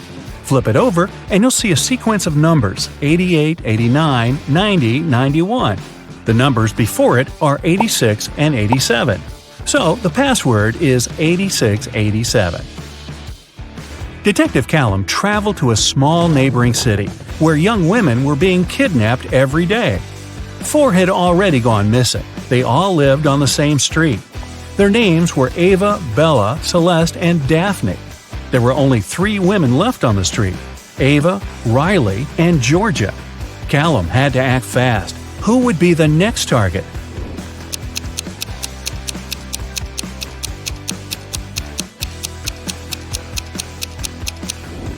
The women are getting kidnapped in alphabetical order: A, B, C, D. The next target will be Ava. Mr. Coleman's mansion was robbed while he was on vacation. He immediately called Detective Callum. Everyone who had been to the house got interrogated. Sydney, his sister, said she'd gone to the house a couple of times to find some papers on Mr. Coleman's desk. Samantha, the gardener, said she'd come every week to water the plants. Asher, the cleaner, said he'd come every Friday to clean the house. Callum found all 3 of their fingerprints on Mr. Coleman's desk. He now knew exactly who the robber was. Who?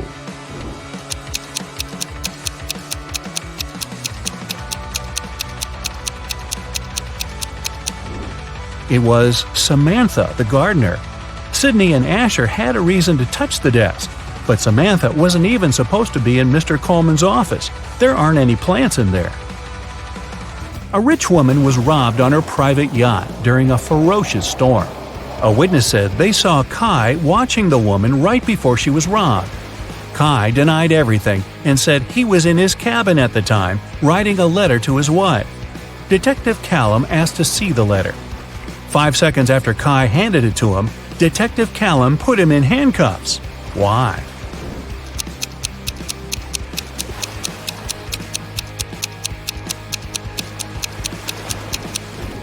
Kai said he wrote the letter during the storm.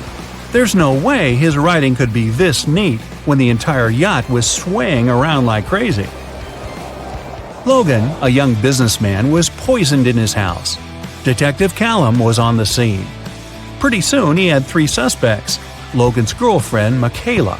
She said she hadn't seen him that day because she was busy at work. Next, there was his business partner, Rob. Rob said they'd had an argument and they both got pretty angry, but he hadn't poisoned Logan. The last suspect was Blair, the driver. She said she wouldn't know how to poison someone even if she wanted to. Who should Detective Callum arrest?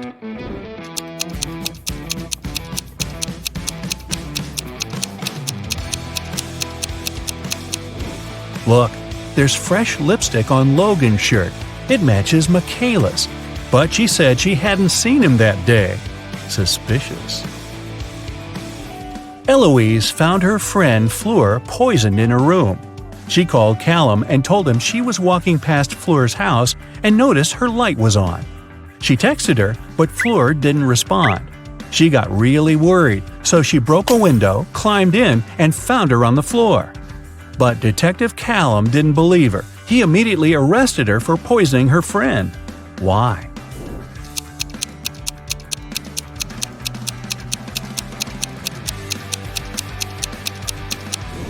Eloise said she broke a window to get in. If that was true, the broken glass should be inside the room, but it wasn't. Eloise had to cover her tracks, so she broke the glass later from the inside. A college student was robbed during a flag presentation. Detective Callum arrived to investigate the case and interrogated several suspects. Kennedy said that she was in the bathroom at the time. Gavin said he'd noticed that the Japanese flag was hanging upside down, so he'd gone over to fix it. Eleanor said that the student who was robbed was her best friend. She would never do that. Who's guilty?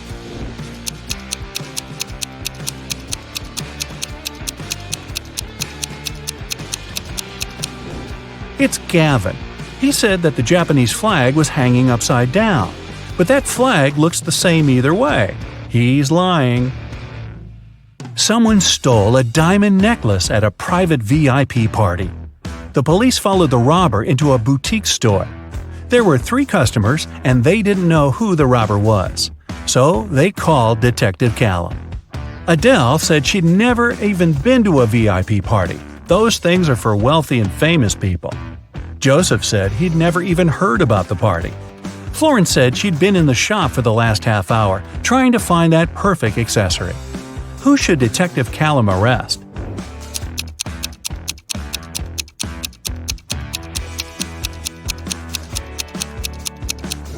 Adele.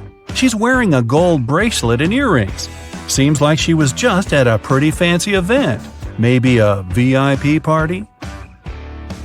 Detective Callum got word that some outer space species had landed on Earth.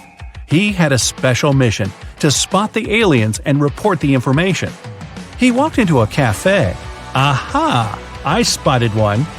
Who did he suspect?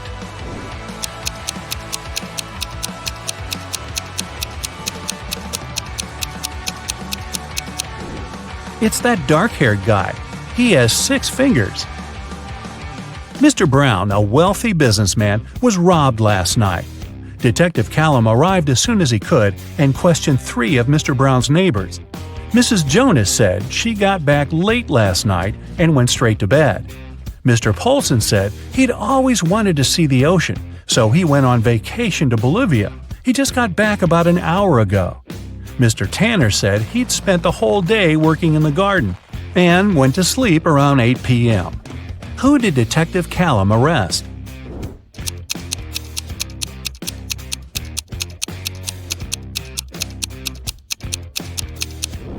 Mr. Polson. He said he went to Bolivia to see the ocean, but Bolivia isn't next to an ocean. Richard ran into his boss's office. Finn had just hit him in the bathroom for not helping him with his weekly sales presentation. But Finn denied it all. The boss called his golf partner, Detective Callum. He arrived, looked at Richard and Finn, and somehow knew that Richard had lied. How did he know?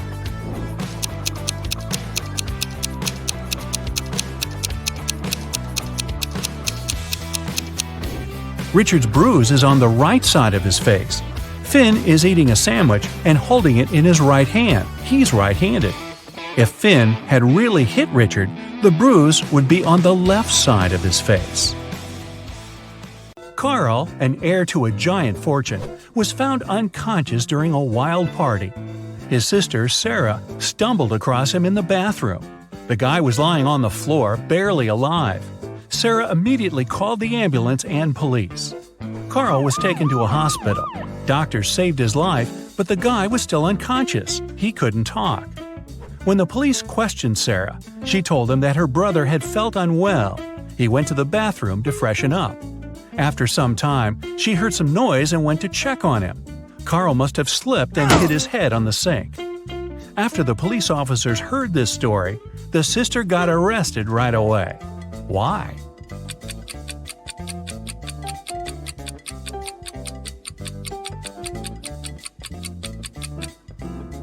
For one thing, it happened during a loud party. How could the girl hear any suspicious noise? Carl was also lying too far away from the sink, which was on the other side of the bathroom. Boy, with a sister like that.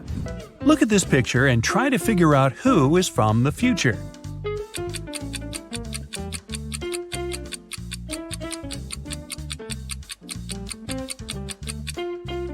Well, I'm pretty sure there were no flashlights in the Stone Age. All the people working in the office, Janice, Brian, Teresa, Sean, and Roy, used the fridge in the kitchen to store their lunch. On Friday, Janice opened the fridge to get her bacon and cheese sandwich she brought from home. But it wasn't there. Someone had eaten her lunch. Who was it?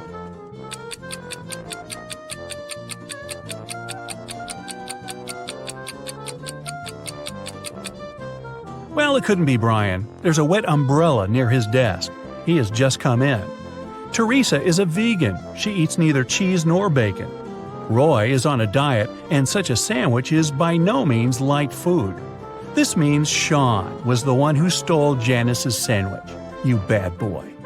When Joe came to work, he saw his safe was open. All the money and important documents were gone. He immediately called his friend, Detective Callum. When the man arrived, Joe told him, "I think it was one of my employees. They must have borrowed my key and opened the safe." Callum questioned the 3 people who worked for Joe. Wayne said, "I don't even know what the safe looks like. And of course, I don't know which key opens it." Austin said, "I'm Joe's assistant. I do have the second key to the safe, but I was on holiday and just returned." And Julia just said, "I can't prove it, but I didn't do it." Who's lying?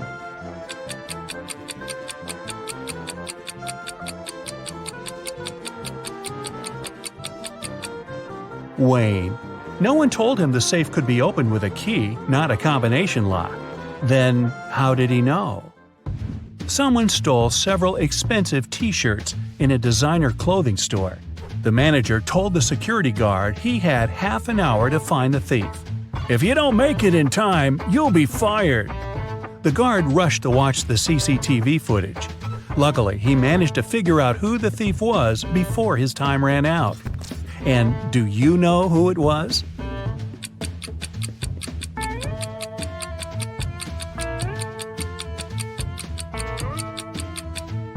It's the man in the dark blue sweater.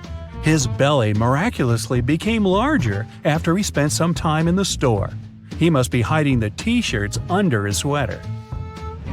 Look at this picture and try to understand what's wrong here.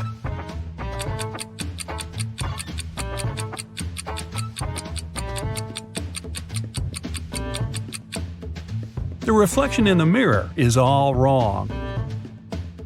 Terry was sailing around the world when his yacht got caught in a terrible storm. At one moment, the guy hit his head against the mast and lost consciousness. When he came around, he was on a beach.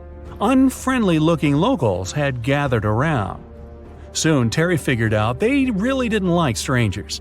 They offered the guy 3 options: to send him to a cave filled with tarantulas, throw him into a pit swarming with yellow scorpions, or make him meet hungry lions. What should Terry choose to survive?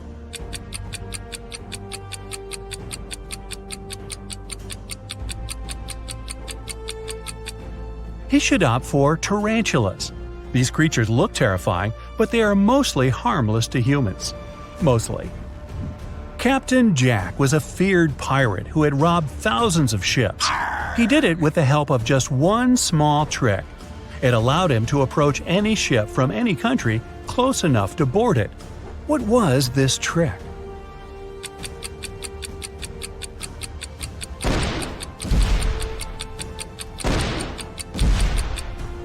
Captain Jack had a collection of flags from different countries.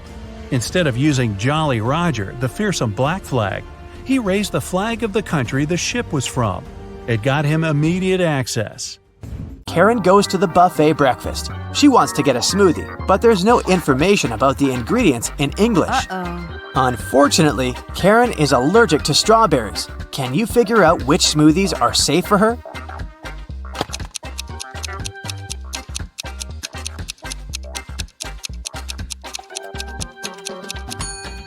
It's all about the color. Only the green and yellow smoothies don't contain any strawberries for sure. Other options are risky. Karen enters a spa center. The manager asks her to wait for 15 minutes. Karen takes a seat and falls asleep. She wakes up after a while and finds out that someone had given her a heart-shaped tattoo. She questions 3 suspects. Bobby, the client, says, "Lady, I've just arrived on my motorbike. If I see any crazy tattoo artists around here, I'll tell you." Leah says, "I've been cleaning the bathroom within the last 30 minutes. And Tony, the massage therapist, says, "Sorry, I was busy with my client, so I didn't look at you at all." Who's lying?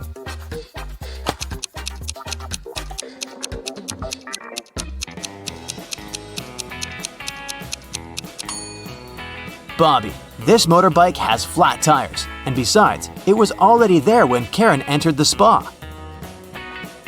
Luckily, the tattoo was temporary, and the massage therapist helped Karen to remove it, but he charged her $5 for his help. Karen arrived at the spa during happy hours when they offer a 45% discount on all services, so Karen paid only $12 for a 1-hour massage. Also, she had a pedicure for $7. When Karen left, she found a $50 bill on the ground. How much money did Karen spend in total? Can you count?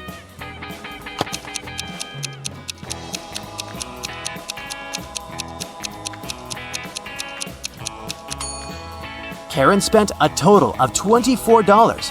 As for this $50 bill, it's fake, so it doesn't make any difference. Karen brings her clothes to the local laundry owned by 3 sisters. She returns to pick up her stuff in 5 hours. Unfortunately, someone has burned her favorite dress with an iron. Karen gets furious and questions the sisters.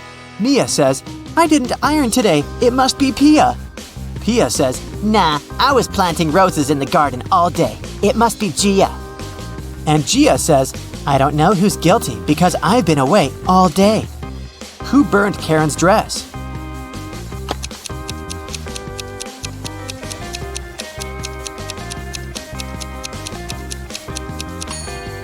It was Pia. Take a look at the garden.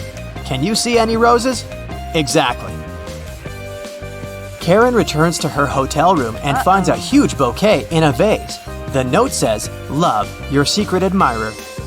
Karen calls the reception to find out more. The manager says, "One of the hotel's male guests ordered the flowers, but I can't reveal his name." Only 3 male guests stay in this hotel at the moment: Hans, Jacques, and Will. Karen meets them all at the beach and spots her secret admirer right away. Do you have any clue who it might be?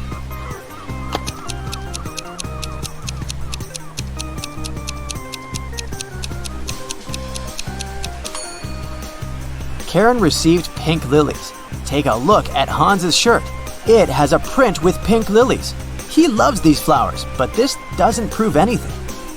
Will has a tan line from a wedding ring, and he's taking pictures of his wife surfing. But Jacques is writing in the sand, and his handwriting looks suspiciously similar to the love note. Spotted! Karen and Jacques go for a walk. He brings her to a pier with 3 boats. Jacques says, "If you manage to guess where my boat is, I'm going to give it away to you." Can you help Karen find the right answer?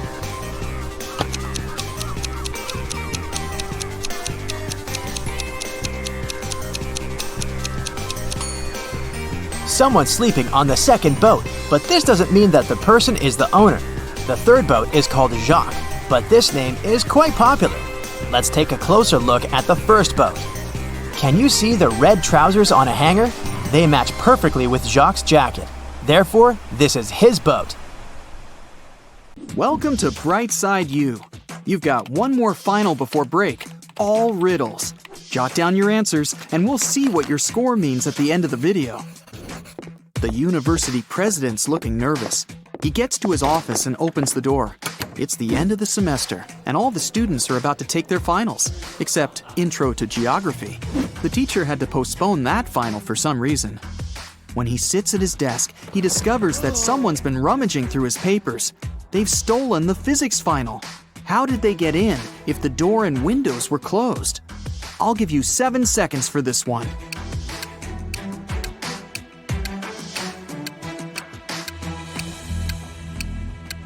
That ventilation panel above the president's desk, it's been moved. Someone crawled all the way through there. Impressive. But who did it? To answer that, you need to solve a bunch of other riddles first. Then maybe you'll figure out the mystery at the end of the video. The president leaves his office and walks down the hall. There's a loud crack, and the power goes out all over the building. Someone must have flipped all the fuses. He heads down to the break room to see what's up. I mean, he's the president after all. Yep, someone's been messing around down here. There's 3 suspects in the room. The cleaner says somebody turned off the generator when he came in to clean. Rachel's a new transfer student. She says she totally got lost and ended up in here by accident. Simon's a junior. He has his phone in his hand. Says he was playing one of those video games where you have to find stuff. Which one of them shut off the power? Your 7 seconds starts now.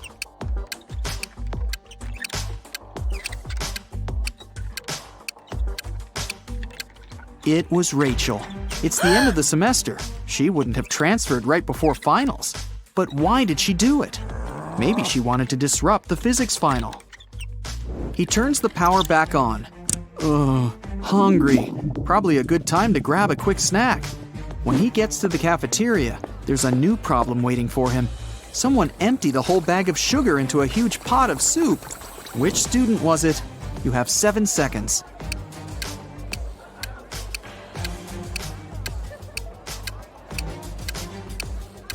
All the suspects have bowls of soup in front of them, but one of them doesn't have a spoon, just a fork. He was never going to eat the soup. He knew it would taste disgusting. Just as the president finishes up his sandwich, he gets a text. It's from a professor. He needs help in his office ASAP. In the office are 3 students, standing around and looking guilty. The professor claims one of them graffitied the painting on his wall. Which one did it? You've got 7 seconds to figure it out.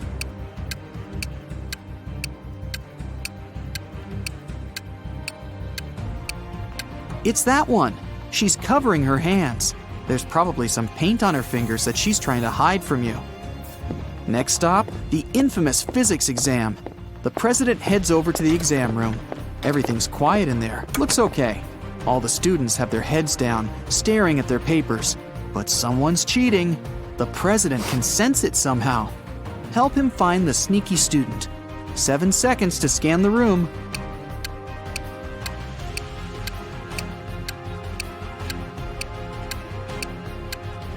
It's the guy with his legs crossed. Clever.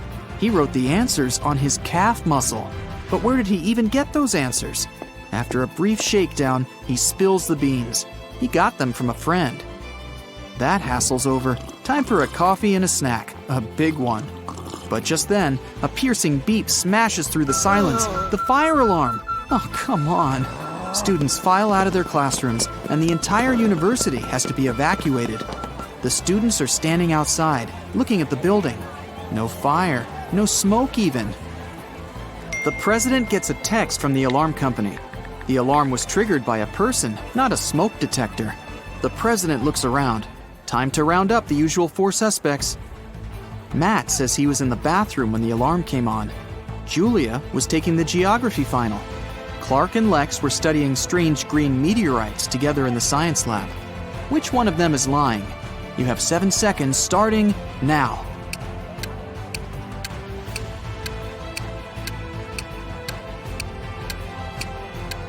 It was Julia. The geography teacher postponed the final, remember? Why would she lie unless she had something to hide? Today's not really his day. Someone cut down a tree right in the middle of the quad. The caretaker saw 4 students hanging out under the tree this morning, and now it's gone. Time to interview the suspects. Emily says she's been in the library all day. Loads of people saw her. Sam claims he was in the cafeteria having some soup. Lewis was in the physics final. And Michael says he's been hitting the weights all day, trying to get buff for the beach. Who cut down the tree? Your 7 seconds starts now.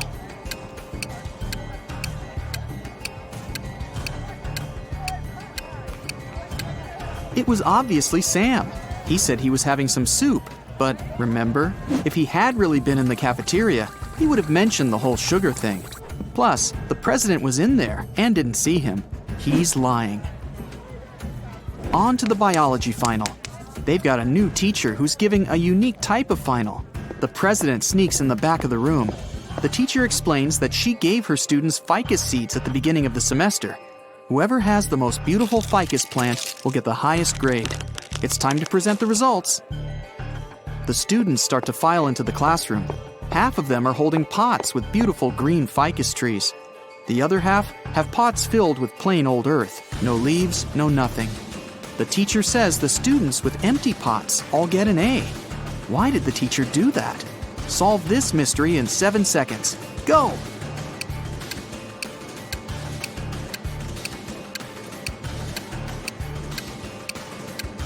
At the beginning of the semester, she gave everyone fake ficus seeds. The students who showed up with full-blooming plants must have bought a full-grown plant and stuck it in the pot. Ha! Busted!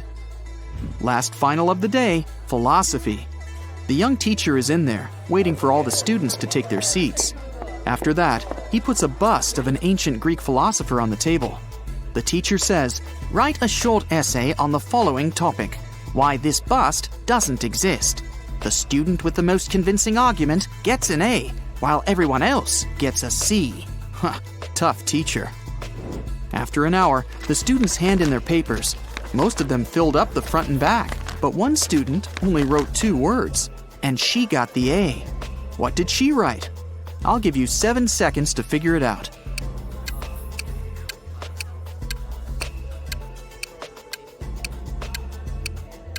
She wrote, "What bust?" The president heads outside again, this time for the parking lot. What? Someone took the tire right off of his car. How's he gonna get home? He still has a spare tire in his trunk, but the thieves took the bolts too. All 4 of them. What can he do? You have 7 seconds to come up with a plan.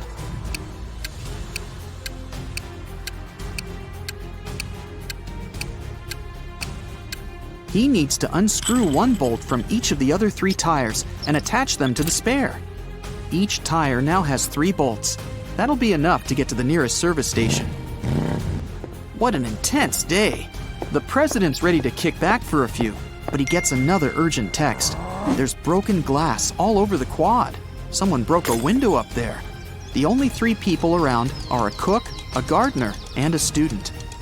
The cook says he's been boiling up a new soup for the last hour, since someone put sugar in the last one. The gardener admits he was up in a tree cutting branches. He saw a student break the glass. The student says he was studying in the library. I'll give you 7 seconds to figure out who's lying.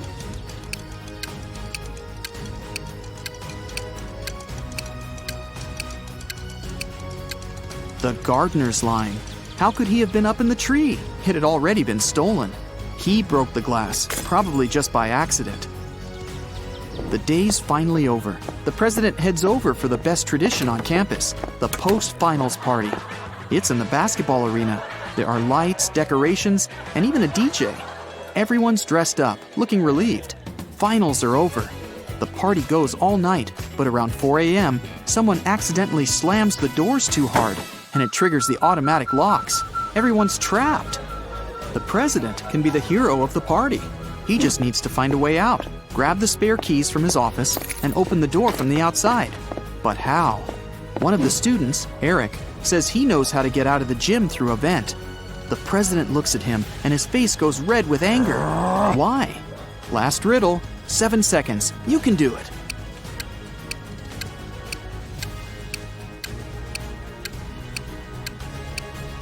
Eric just gave himself away. He's obviously been in the ventilation shafts before, so it was probably him who stole the physics final. How did you do? Count up your correct answers, and let's see how you fared on your final exam. 0 to 3 points. Looks like you'll need to sign up for some classes over break. Keep watching riddle videos. You'll get better in no time. 4 to 7 points. Solid B+, but I'm sure you can do better next time. 8 to 12 points. You nailed that final. Leave your books in your locker and enjoy your well-deserved vacation. Somebody was stealing important documents from the office. The guards didn't see anyone, neither did the secretary. The boss decides to install the security cameras to find out who was doing it. They checked the footage carefully and found out who it was. Can you guess?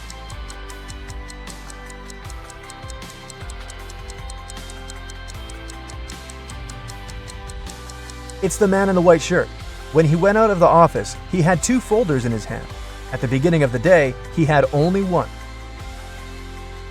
Jamie wanted to know if his wife cheated on him. He wasn't sure if she actually went on that business trip in Australia. He asked her to send a selfie, which she did. When he saw the photo, he knew exactly that his wife was lying to him. How did he guess?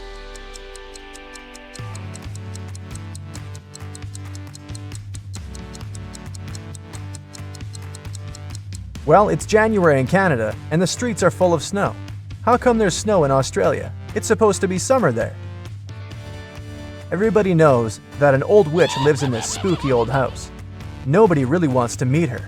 Mary is in this house right now, but she seems to be alone. How come?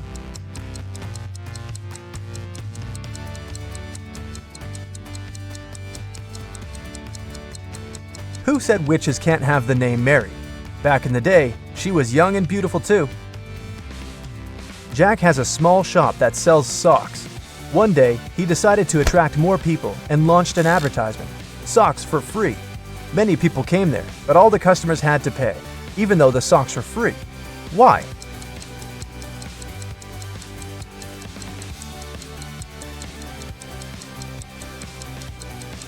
Jack would only give the left sock to his customers. They looked nice, and people wanted to buy it. Who needs only one sock after all? A man was driving his car all the way from New York to LA. At the end of the trip, he discovered that one of his car's tires had been punctured from the very beginning. Still, he reached his destination successfully.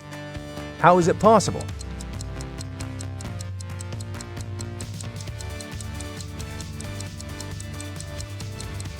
The punctured tire was a spare one. You're trapped in a room that's slowly getting filled with water coming from a faucet in the wall. There's no windows in the room and the door is sealed shut. You have a mop and a big bucket. So how are you going to get yourself out of this one?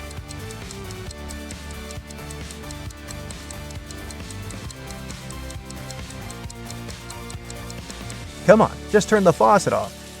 Now it's better. There are 5 girls in the room. Nicole is talking on the phone, Kimberly is reading, Jessica is playing hide and seek, and Melody is tidying up. What's Sarah doing?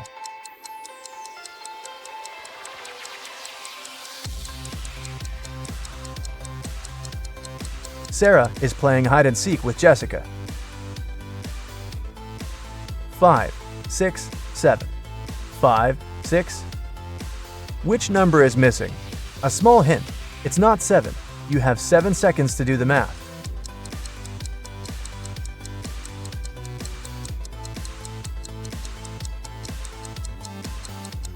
Number 8 is missing. The subsequent number of 567 is 568. Sally works as a barista. This morning, she dropped a cup full of coffee. Luckily, her white shirt wasn't stained, but it took a while to clean up the mess.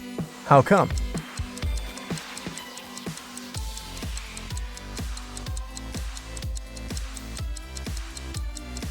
There were coffee beans in the cup. They ended up right under the counter. Imagine you've just entered a pitch-black room. There's an oil lamp, a newspaper, and some kindling wood inside the room. You only have one match. You have to make a tough choice. What to light first?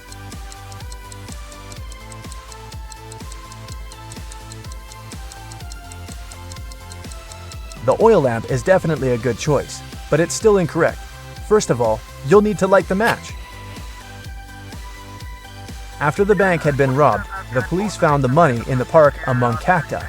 After the police officers arrested all the suspects, they almost immediately figured out who the bank robber was. Can you do the same?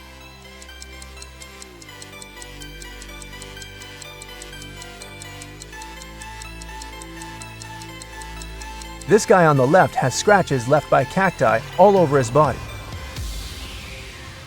There are 6 glasses in a row on the table. The first 3 are filled with orange juice, and the other 3 are empty. Your task is to make full and empty glasses alternate by moving just one glass.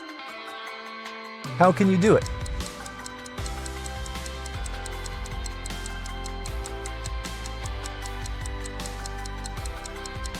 Take the second glass and pour the juice in the 5th glass. Dennis was at home watching TV. All of a sudden, his wife's super expensive vase fell and broke in their bedroom. He ran into the room in time to see a stranger jump out the window and run away. Dennis tried to chase him, but his glasses fogged up because of the cold. That's why he couldn't identify who it was. When the police arrived, they listened to his story and immediately knew he was lying. The man made the story up to not tell his wife he'd broken the vase. How did they know this?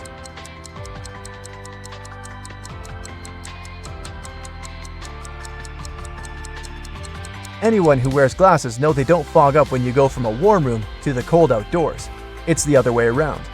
Hey Sherlocks, I really need your help here. So, take out your magnifying glasses and join me on this detective chase. Look at this image. What's wrong here?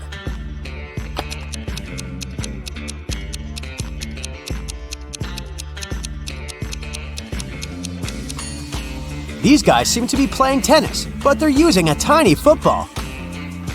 Now how about these people? One of them is from the future. Can you figure out who it is? Be very attentive.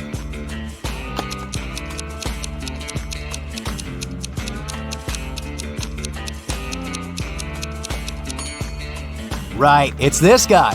He's got a smartphone in his pocket.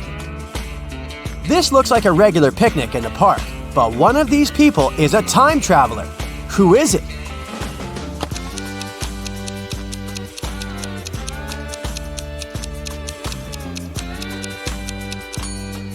It's the guy with a USB port in his arm. A sailor has a piece of fabric that is 16 feet long. He cuts 2 feet of this fabric per day. How many days will he need to cut the whole cloth?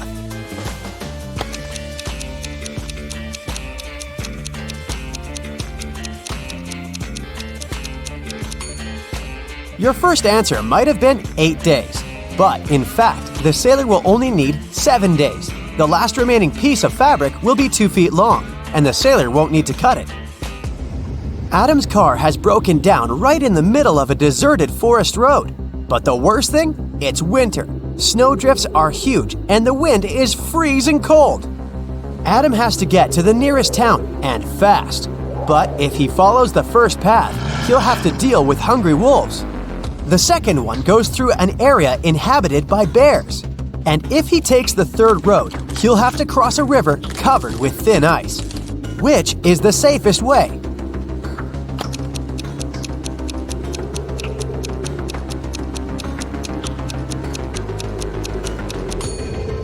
Adam should sneak through the bear's territory. These animals sleep in winter. Look at this picture. Which cage, in your opinion, is the safest?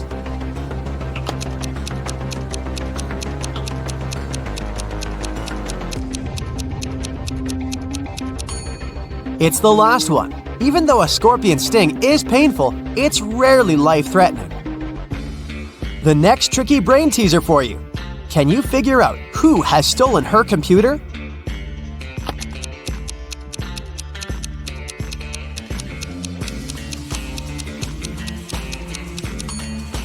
It's definitely the girl on the right. Look at the strange shape her hoodie has taken. One of these girls is a wanted criminal. But which one?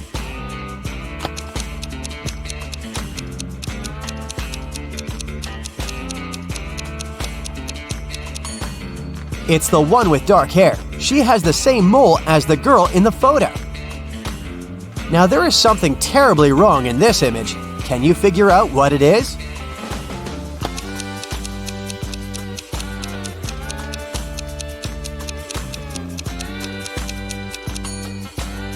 Look at that snowdrift near the cactus on the right. It's a desert. What is a snowdrift doing there? Look at these people and try to figure out who will divorce soon.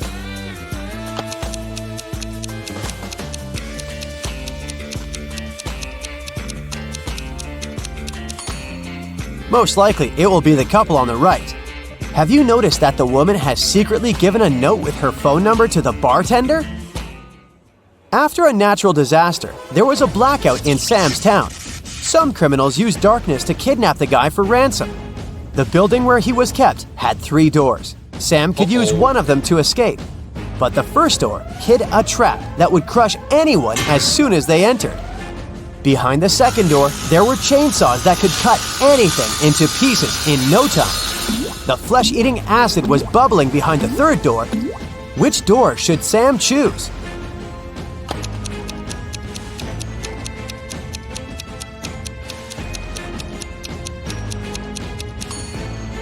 Chainsaws can't harm the guy because there's no electricity in the town, remember? Liza was a millionaire's daughter. She was fed up with her father trying to control her life, so she decided to run away from home. She took some money and the most discreet car she could find in the garage and left. The girl knew her father would send his people to bring her back. That's why she never stayed in one hotel for more than one night. One day, she found herself in a small town. It was getting dark, and she had no choice but to stop at the first hotel she saw. The receptionist said her room number was 710 and offered to show her where it was. Liza immediately grabbed her bag, ran out of the hotel, jumped in the car, and sped away. Why?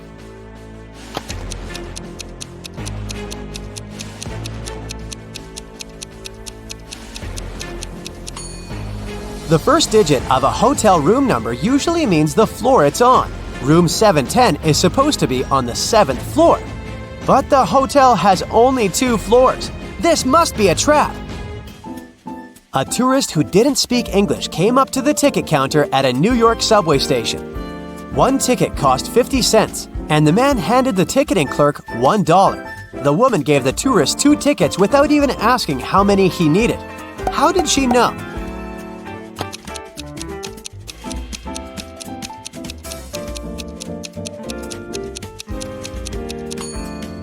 The tourist gave her 4 quarters, and she immediately realized that if he needed just 1 ticket, he would have just given her 2 quarters. Ice melts when you heat it, but if you heat me, I'll become solid. Can you figure out what I am?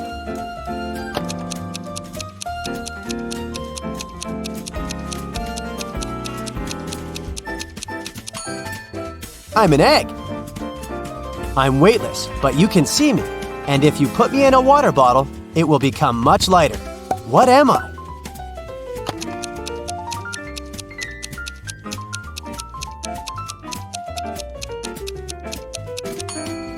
Right you are. I'm a hole. After having had a fight with a powerful wizard, Louisa found herself trapped in a medieval castle, far away from civilization. She couldn't escape. Jumping out of the window was out of the question because it was too high above the ground. And the only tree growing next to that window wasn't sturdy enough for the girl to use it to climb down. At the same time, in the room where Louisa was locked, there were 3 doors. One of them could lead the girl to freedom, but behind the first door, a fire was raging. The second door held back hundreds of venomous snakes. And behind the third door, there was a maze filled with animal traps. Which door should Louisa choose to escape?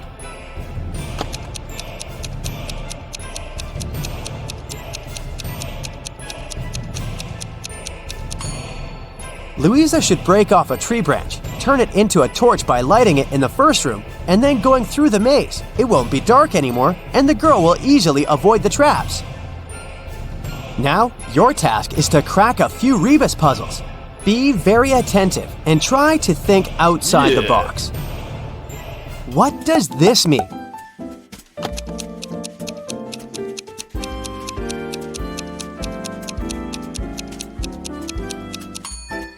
Right, that's Big Sister. How about this rebus puzzle?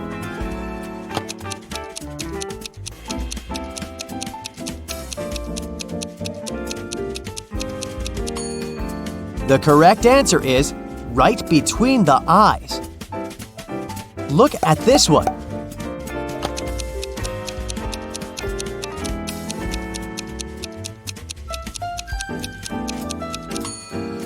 That's good afternoon. What can you fill if your hands are empty? Well, this is confusing. How can I fill anything if there's nothing in my hands? You'll probably be able to figure it out.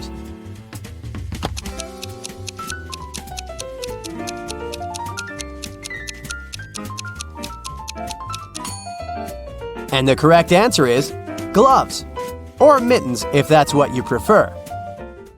Mr. Wilson's company had some financial problems. One day, the man called the police. He said someone had broken into his office. They stole my safe with all the money I had. The police officers who came to investigate this case asked the man why he was so sure that there had been several thieves. Well, my safe was too heavy for one person to carry.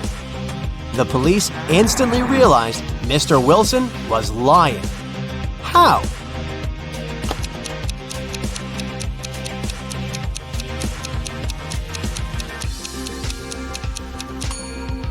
If the safe had been indeed so heavy, it would have left some dents on the carpet, but the floor covering is perfectly smooth.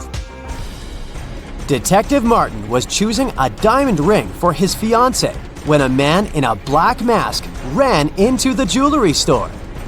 He made all the visitors lie on the floor and took the most expensive jewelry and money. After that, Detective Martin saw the man get on a red motorbike and speed away. The detective jumped into his car and set off on a chase. Soon, he came to a crossroads. Where should he go now? Suddenly, Martin saw a car coming from the opposite direction. He asked the driver if he'd seen the red bike. No, I've only seen a silver convertible. Then, the detective saw a gray car approach from the left. The woman inside said she hadn't seen the red bike, but she had seen a yellow bike and a group of cyclists. And the man who appeared from the right told Detective Martin he'd only noticed a large blue truck. Where is the robber?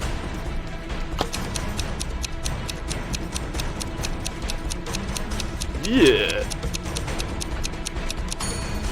The motorbike can only be inside the blue truck. Morgana goes to the local store to find the perfect dress, but all the dresses are sold out. She has to choose from these 4. Can you see any difference between them?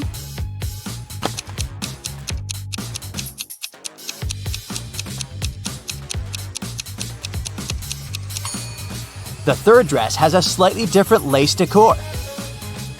In the evening, Morgana is walking to the dormitory through the garden. She finds her roommate, Elle, lying unconscious in rose bushes. Teachers conclude that someone had put a sleeping curse on her. The only way to help her is to find the wizard and make him reverse the spell. Morgana questions 3 witnesses. The cook says, I was cleaning the kitchen, and I was about to leave after that. the librarian says, Yeah, I was reading a book. It was so interesting. I spent all day indoors and I didn't pay any attention to the outer world. and the gardener says, I was watering lilies in the opposite corner of the garden. I didn't see anything. Who cursed Elle?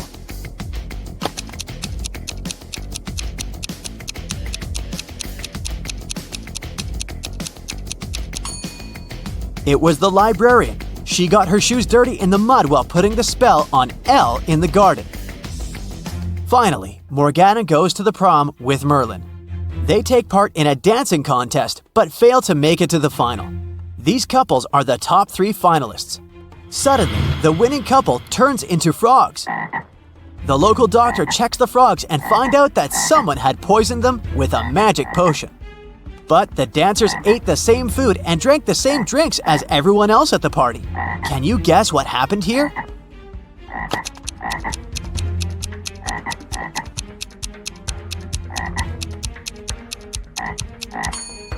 They danced with a rose in their teeth, remember?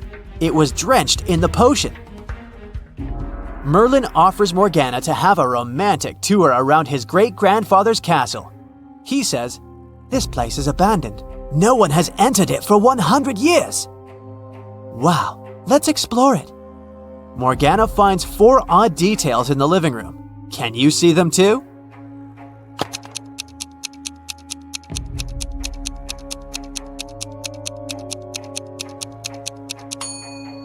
There's a laptop on the table covered with dust. There were no such laptops 100 years ago. Also, the flowers in this vase are fresh.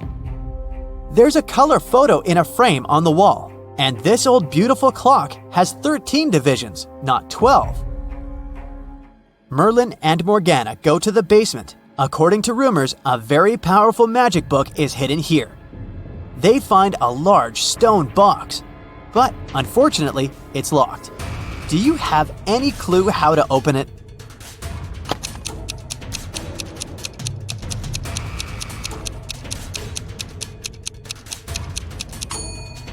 This odd boss relief with magical runes is a combination lock.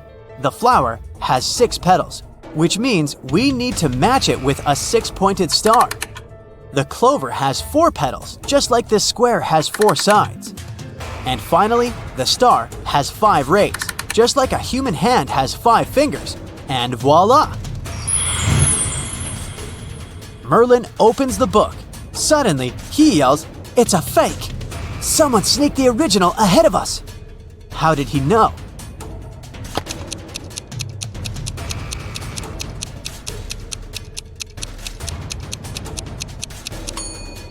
There's a modern barcode on the cover of this book. Morgana and Merlin find a note in the fake book.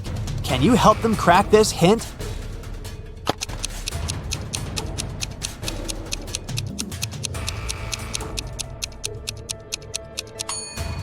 The paper is purple, and the rebus means corridor, so they should search a purple corridor. Morgana and Merlin wander around and find the purple corridor. There are 3 doors leading to the original magic book, but each way hides some danger. There are multiple hungry piranhas behind the first door. There's a family of vampires behind the second door, and there's an evil witcher behind the third door. Which way should they choose?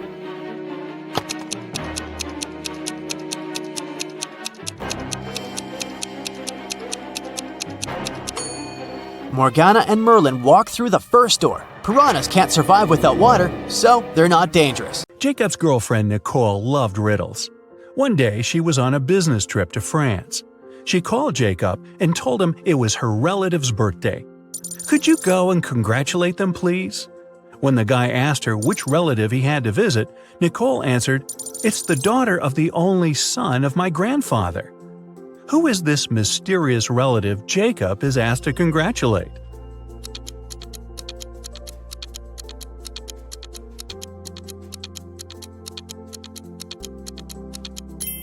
It's Nicole's sister. Brandon was a police officer.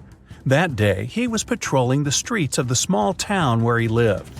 When the man was driving past his best friend's house, he saw that the front door was open. He decided to check if everything was okay. As soon as Brandon entered the hall, he spotted his friend lying on the floor. After the man was taken to a hospital, the officer went to question the neighbors. Julie said, "I've been planting new fruit trees in my garden since early morning." Nathan said, "I have some problems with my car. I was in the garage all day long trying to fix them." And Patrick told Brandon, "They aired a new episode of my favorite TV show. I stayed at home to watch it." Which neighbor is lying?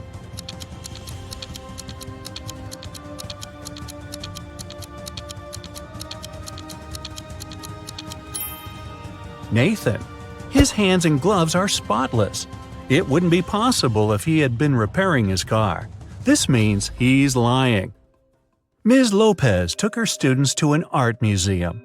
Half an hour into the excursion, a worried museum worker approached the professor. He told Ms. Lopez one of the exhibits, a precious vase, had been damaged. The culprit could be no one else but one of the students. Only 3 of them came close to the vase, but who ruined it? Maria said, "After I looked at the vase, I noticed my makeup was smudged, so I went straight to the bathroom." Anthony said, "I didn't touch the exhibit. After looking at it, I went to the next room to see the dino skeleton." And Nathan said he had been following Ms. Lopez taking notes. One of these students is lying, but who?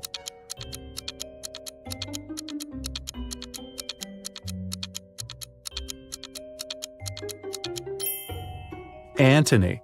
There are no dinosaur bones in the art museum. Someone broke into Samantha's house through the window and stole some valuable things. When the police came, she told them she suspected her younger brother Sam. The police officers went to question the guy, but he denied everything. "I was playing basketball several days ago and broke my arm. It's in a cast now. I wouldn't be able to get into the house." The police officers left, but the next day, one of them saw Sam in a cafe. The guy was still wearing the cast, but the officer immediately arrested him. Why?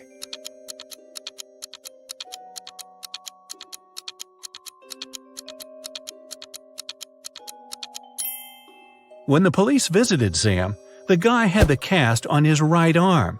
Now, it was on his left arm. Look at these 2 families having dinner.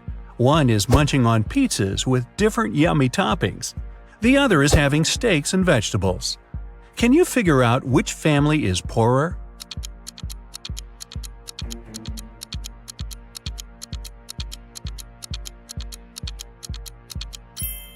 No matter how tasty the pizzas are, they're still cheaper than large pieces of meat. This means the family eating steaks must have more money than the second one. Keith had a tragic accident when he was a teenager. Unfortunately, it left the guy blind. He was dreaming of being able to see again for years. One day, Keith was lucky to find a doctor who told him a special surgery could solve his problem. Keith agreed right away. The surgery went well, and the guy took a train to go home. His girlfriend accompanied him. The doctor told Keith he had to wait for at least 3 hours before taking the bandages off. Keith was so impatient and excited he could hardly wait for the time to be over. 3 hours later, they were still on the train. And even though his girlfriend was against this idea, the guy wouldn't listen. He slowly pulled off the bandages, and then he screamed and lost consciousness. Why?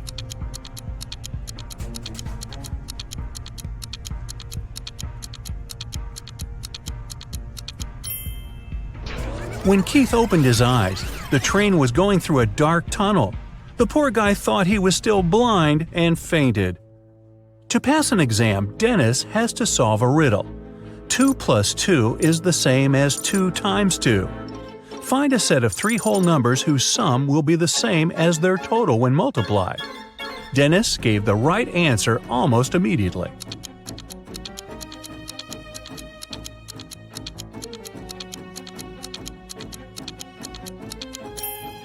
These numbers are 1, 2, and 3. Tyler was going to his friend's place in the evening when a stranger in a black mask caught him. The next thing the guy knew, he was in a large room, locked in a cage. There were 3 levers in the wall next to the cage.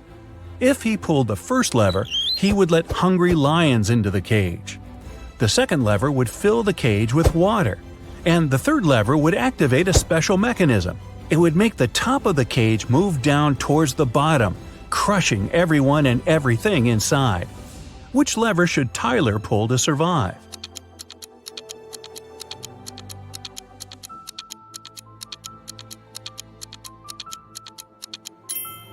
His only choice is the second lever. All the water will flow out through the bars of the cage. After breakfast, Cassie goes diving. She sees a lot of identical clownfish underwater, but one of them doesn't belong here. Can you spot the odd fish out?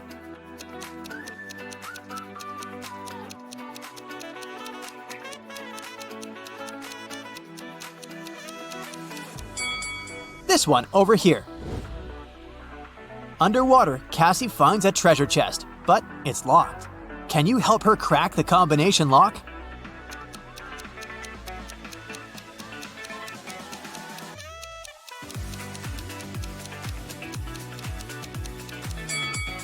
There are 3 turtles painted on the treasure chest. Each turtle has a certain number of rings on its shell.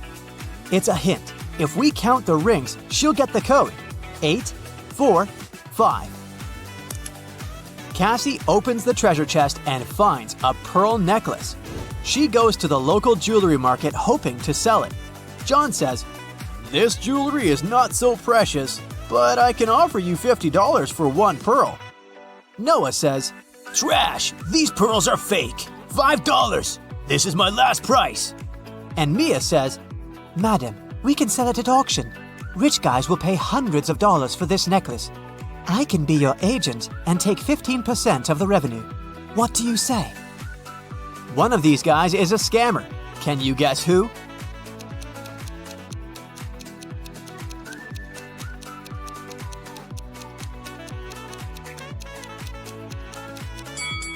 Noah is wearing another person's work badge. Therefore, he had stolen someone else's identity. Cassie wants to buy a new swimsuit. She walks into a fitting room and sees these 3 pairs of legs. Can you guess who's broke?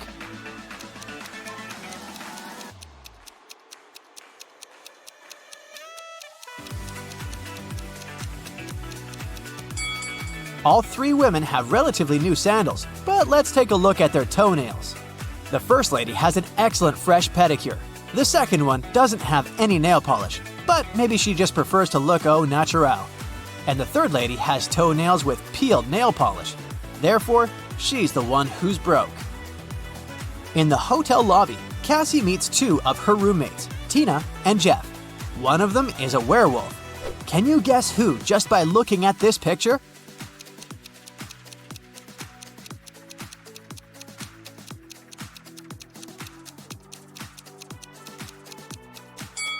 Tina is a werewolf. She has handcuffs on her leg. Cassie goes to the beach to sunbathe.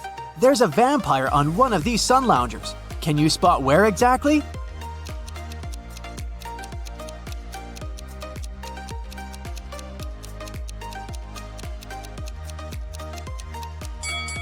This pile of ash on the right used to be a vampire. There's a wedding ceremony on the beach. Unfortunately, after dinner, all the males at this party turned into zombies. Can you guess which zombie is her husband?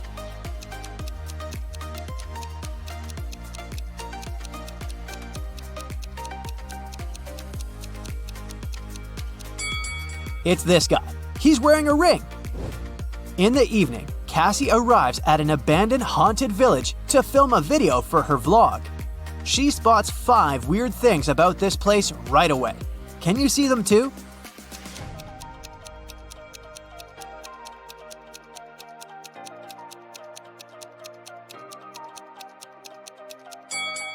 These orchids have teeth.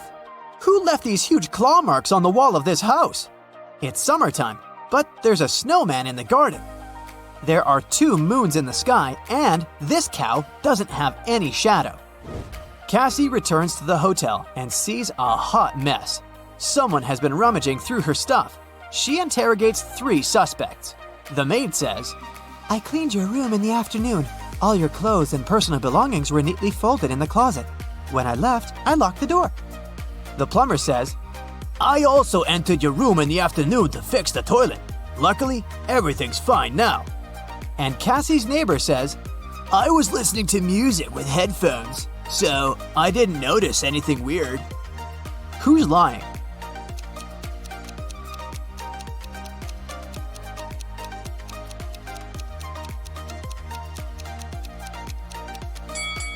It's the plumber.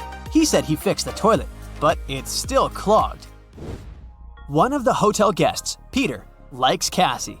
He wants to impress her and shows her some pictures from his travel blog, but Cassie spots a fake right away. How?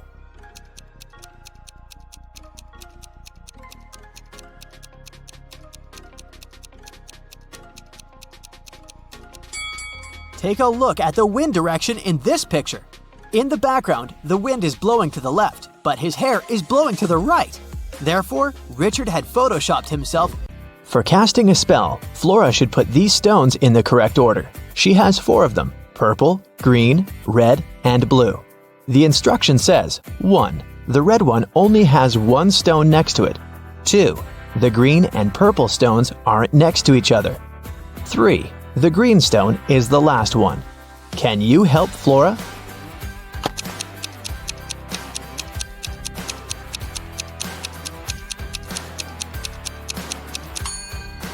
If the red stone only has 1 other stone next to it, then it's either the first one or the last one.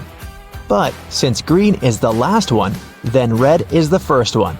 If the green and purple stones aren't next to each other, then there's the blue stone between them. So, the correct order is red, purple, blue, and green. It was midday. Kaylin was exploring a big local forest. She found an abandoned mansion and entered it. The door closed behind her back and wouldn't open. Oh no! Kaylin got trapped inside. There were 3 other doors leading to freedom, but there was a catch. Behind the first door, there was a huge pit that would take her miles underground.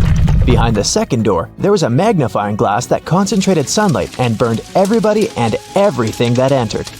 Behind the third door, there was a hungry and dangerous lion that would eat anybody and anything that entered. Uh-oh. How can Kaylin escape?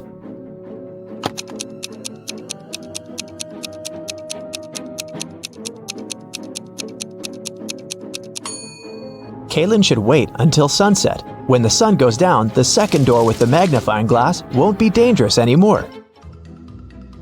Amelia, Belle, Chloe, and Della are identical quadruplets who always prank people. One day, one of the girls' teachers had to let Amelia leave the class early. She had a doctor's appointment, but the woman wasn't sure which girl was Amelia. The quadruplets had decided to help her. Here is what they said. Amelia is one of the girls standing in the middle. No, Amelia is one of the girls standing on the sides. I'm Amelia. I'm not Amelia. 3 girls lied and 1 told the truth. Who is Amelia?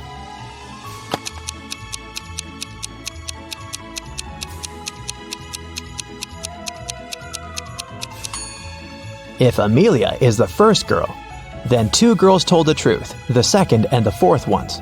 If Amelia is the second girl, then the first and the fourth girls told the truth. If Amelia is the third girl, then the first and the third ones told the truth. But if Amelia is the fourth girl, then only the second girl told the truth. So, Amelia must be the fourth girl. Esme was having a walk in the forest and got lost. She found a witch's house, petted her black cat, and asked the witch to send her home. The witch wanted to play a game. If Esme won, she'd send her home. But if Esme lost, she'd have to stay with the witch forever. We'll be saying numbers between 1 and 10.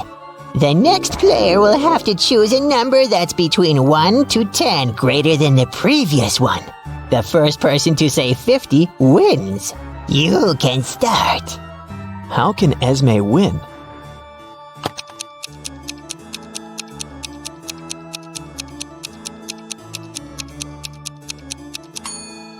If she wants to say 50, she needs the witch to say a number between 40 and 49. So, before 50, she has to say 39. If she wants to say 39, the witch has to say a number between 29 and 38. So, Esme has to say 28, and before that, 17, and before that, 6. So Esme must start with 6 and then say 17, 28, 39, and 50. Cassidy woke up in a dungeon and couldn't remember what happened to her. She needed to get out, but the door was locked and required a password. Can you guess what the password is?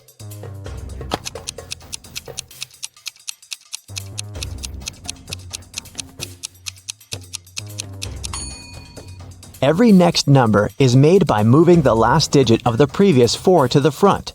So, the password must be 4728. Mrs. Davies is an elderly lady telling a story of her life. After I lived 1/4 of my life, I got my first car. I married 1/12 of my life later.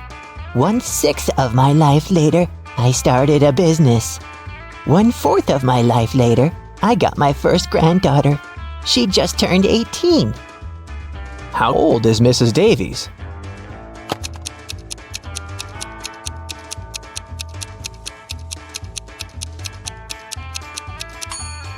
Let's say Mrs. Davies is X years old.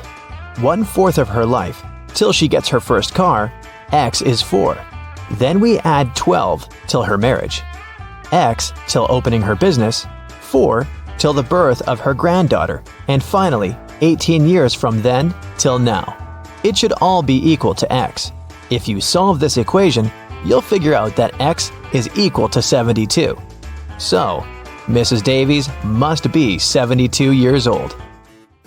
Esme was walking in the forest, and you know what? She didn't get lost this time.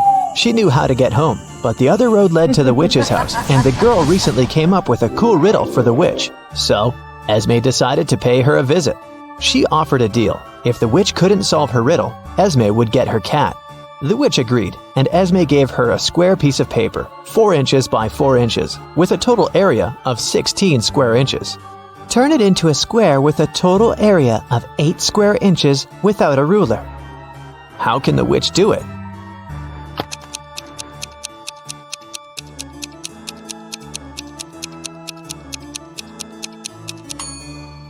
The witch should fold the 4 corners of the square towards the middle. This way, she'll get a square that is exactly twice as small as the original one. Apparently, the witch gets to keep her cat this time. There's a box filled with balls of different colors, 5 red ones, 8 blue ones, and 11 purple ones. Allison has a tricky task. Blindfolded, she has to keep picking up balls until she's sure that she has balls of at least 2 different colors. What's the minimum number of balls she should pull out of the box?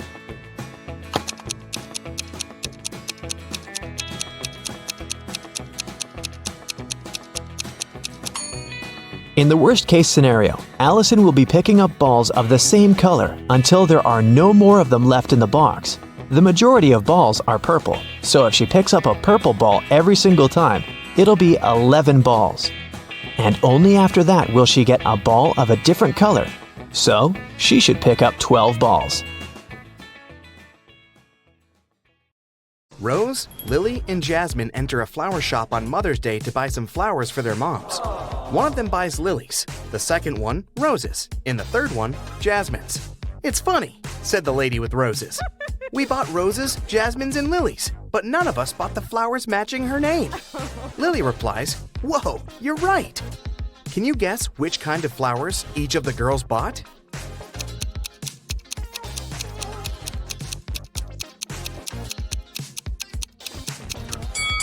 We know that the lady who bought the roses isn't Rose, and she's not Lily either, because Lily replied to her words. So Jasmine bought roses, Rose bought lilies, and Lily bought jasmines. Bob also bought some flowers for his wife. All of the flowers he has are orchids, except 2.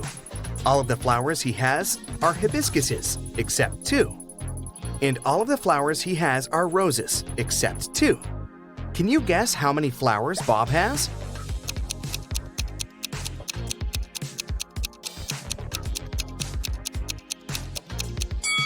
Bob purchased only 2 flowers, neither of which are orchids, hibiscuses, or roses.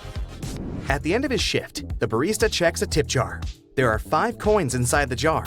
5 people take these 5 coins home. However, 1 coin is still left in the jar. How can this be possible?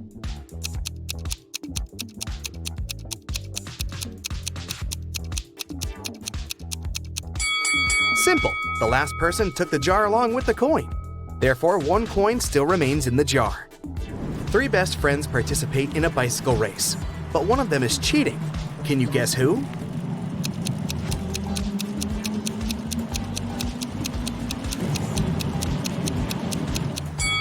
The person in the middle. She rides an electric bike. 4 people wake up on a deserted island. In a while, they get really hungry and go for a walk to find some food. Amy finds a bush with berries. Peter finds a closed can of beans. Fred finds this beautiful apple tree. And Nina discovers a hive full of honey. Only one of these options is safe. Can you decide which one?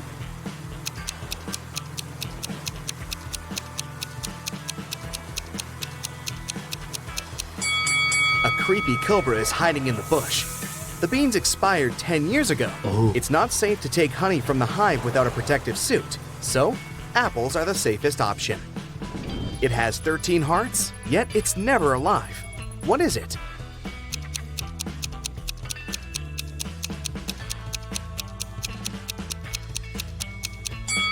A pack of cards. I have 3 eyes and all are in a straight line. When my red eye opens, everything freezes. What am I?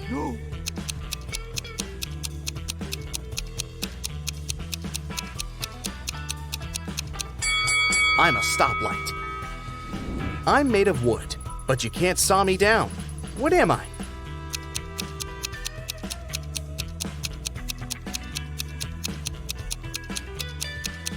I'm sawdust.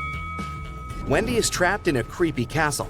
It has only 2 possible exits. The first door leads to a room constructed from magnifying glass. The blazing hot sun instantly fries anyone who enters.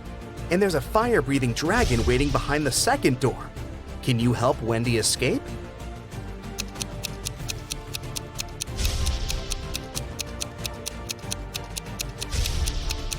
She should wait until nighttime and go through the first door. Can you write the number 45 only using the number 4?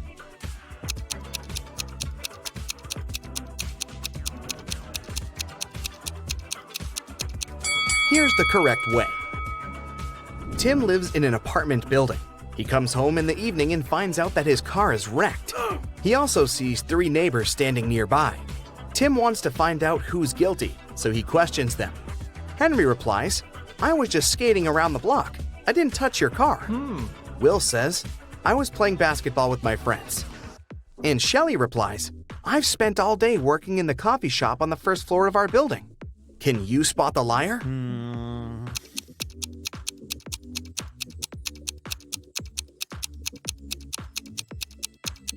Shelley. She said that she'd been visiting the coffee shop, but it's closed for good. Bella wants to rob an old lady's house. She approaches the door and sees that the door is opened. Bella freaks out and runs away. Can you see what's wrong here?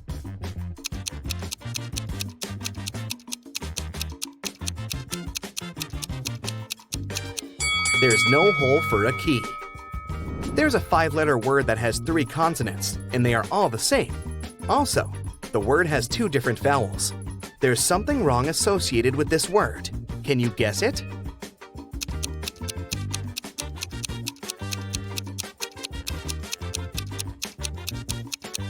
Error.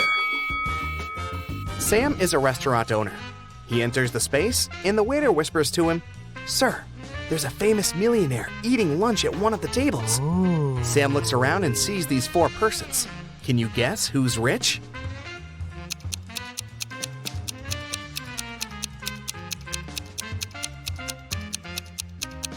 The first guy is wearing a fake Nike hoodie. This elegant woman has a fake Gucci bag. The third person is wearing torn shoes. And this lady is holding the keys from the brand new Ferrari parked behind the window. So, she's definitely not poor. Take a look at these 9 letters. Can you form a 9-letter word using these letters? Don't forget to use each letter.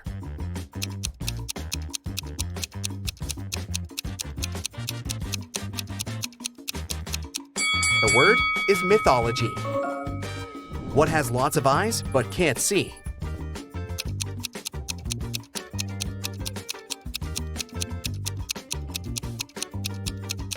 The correct answer is a potato. I'm the part of the bird that's not in the sky. I can swim in the ocean and yet remain dry. What am I?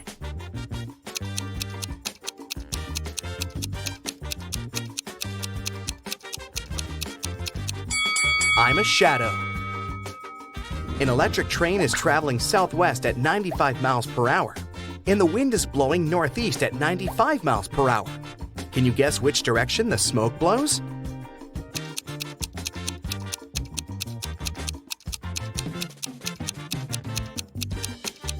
There's no smoke with an electric train. What 5-letter word becomes shorter when you add 2 letters to it?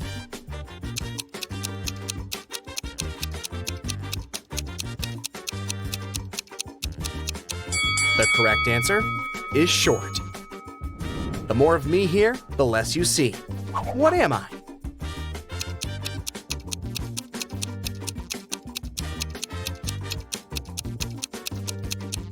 I'm darkness. What building has the most stories?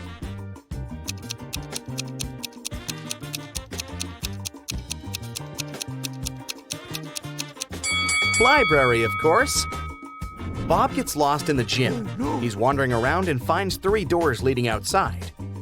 There are dangerous lions behind the first door. There's a giant pterodactyl breathing fire behind the second door. And behind the third door, there's a tank with hungry sharks. Nobody can cross this tank and stay alive. Which door should Bob choose to survive?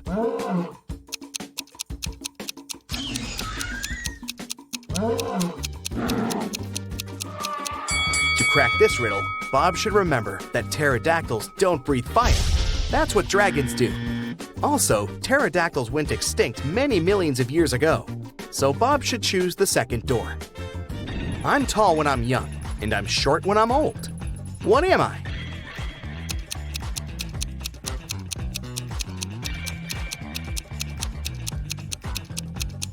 I'm a candle. There's a 1-story house in which everything is pink. Pink walls, pink doors, pink furniture. Can you guess the color of the stairs?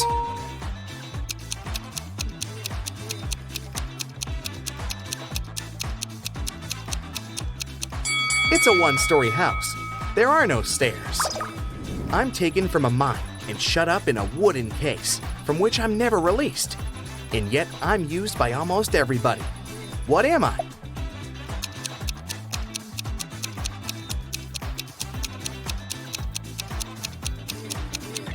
I'm a pencil lead.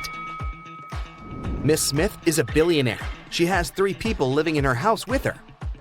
Adam, her reckless son, Peter, her noisy brother, and Sebastian, the loyal housekeeper. One day, Miss Smith finds this message written on her calendar. Can you help her spot the betrayer? Ooh.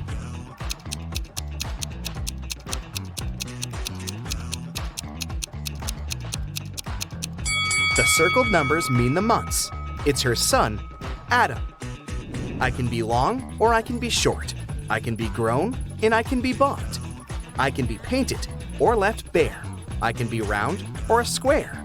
What am I?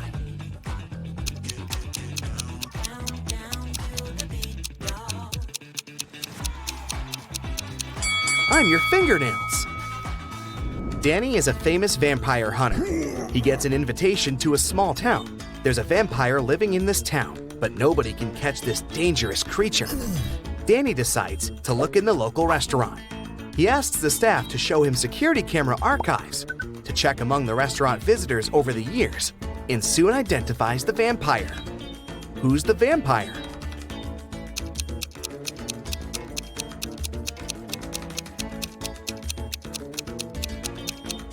There he is. Vampires don't age, and also don't eat food.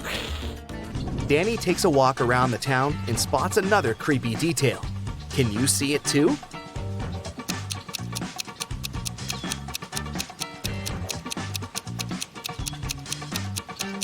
There's a zombie hiding over there. What about this location?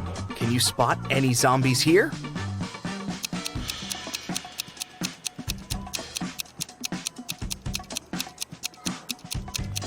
Hello! Great job! Can you count the number of triangles in the given picture?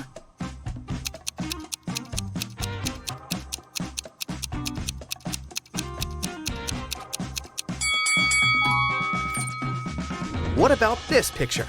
How many triangles can you see? You can pause this video if you need extra time.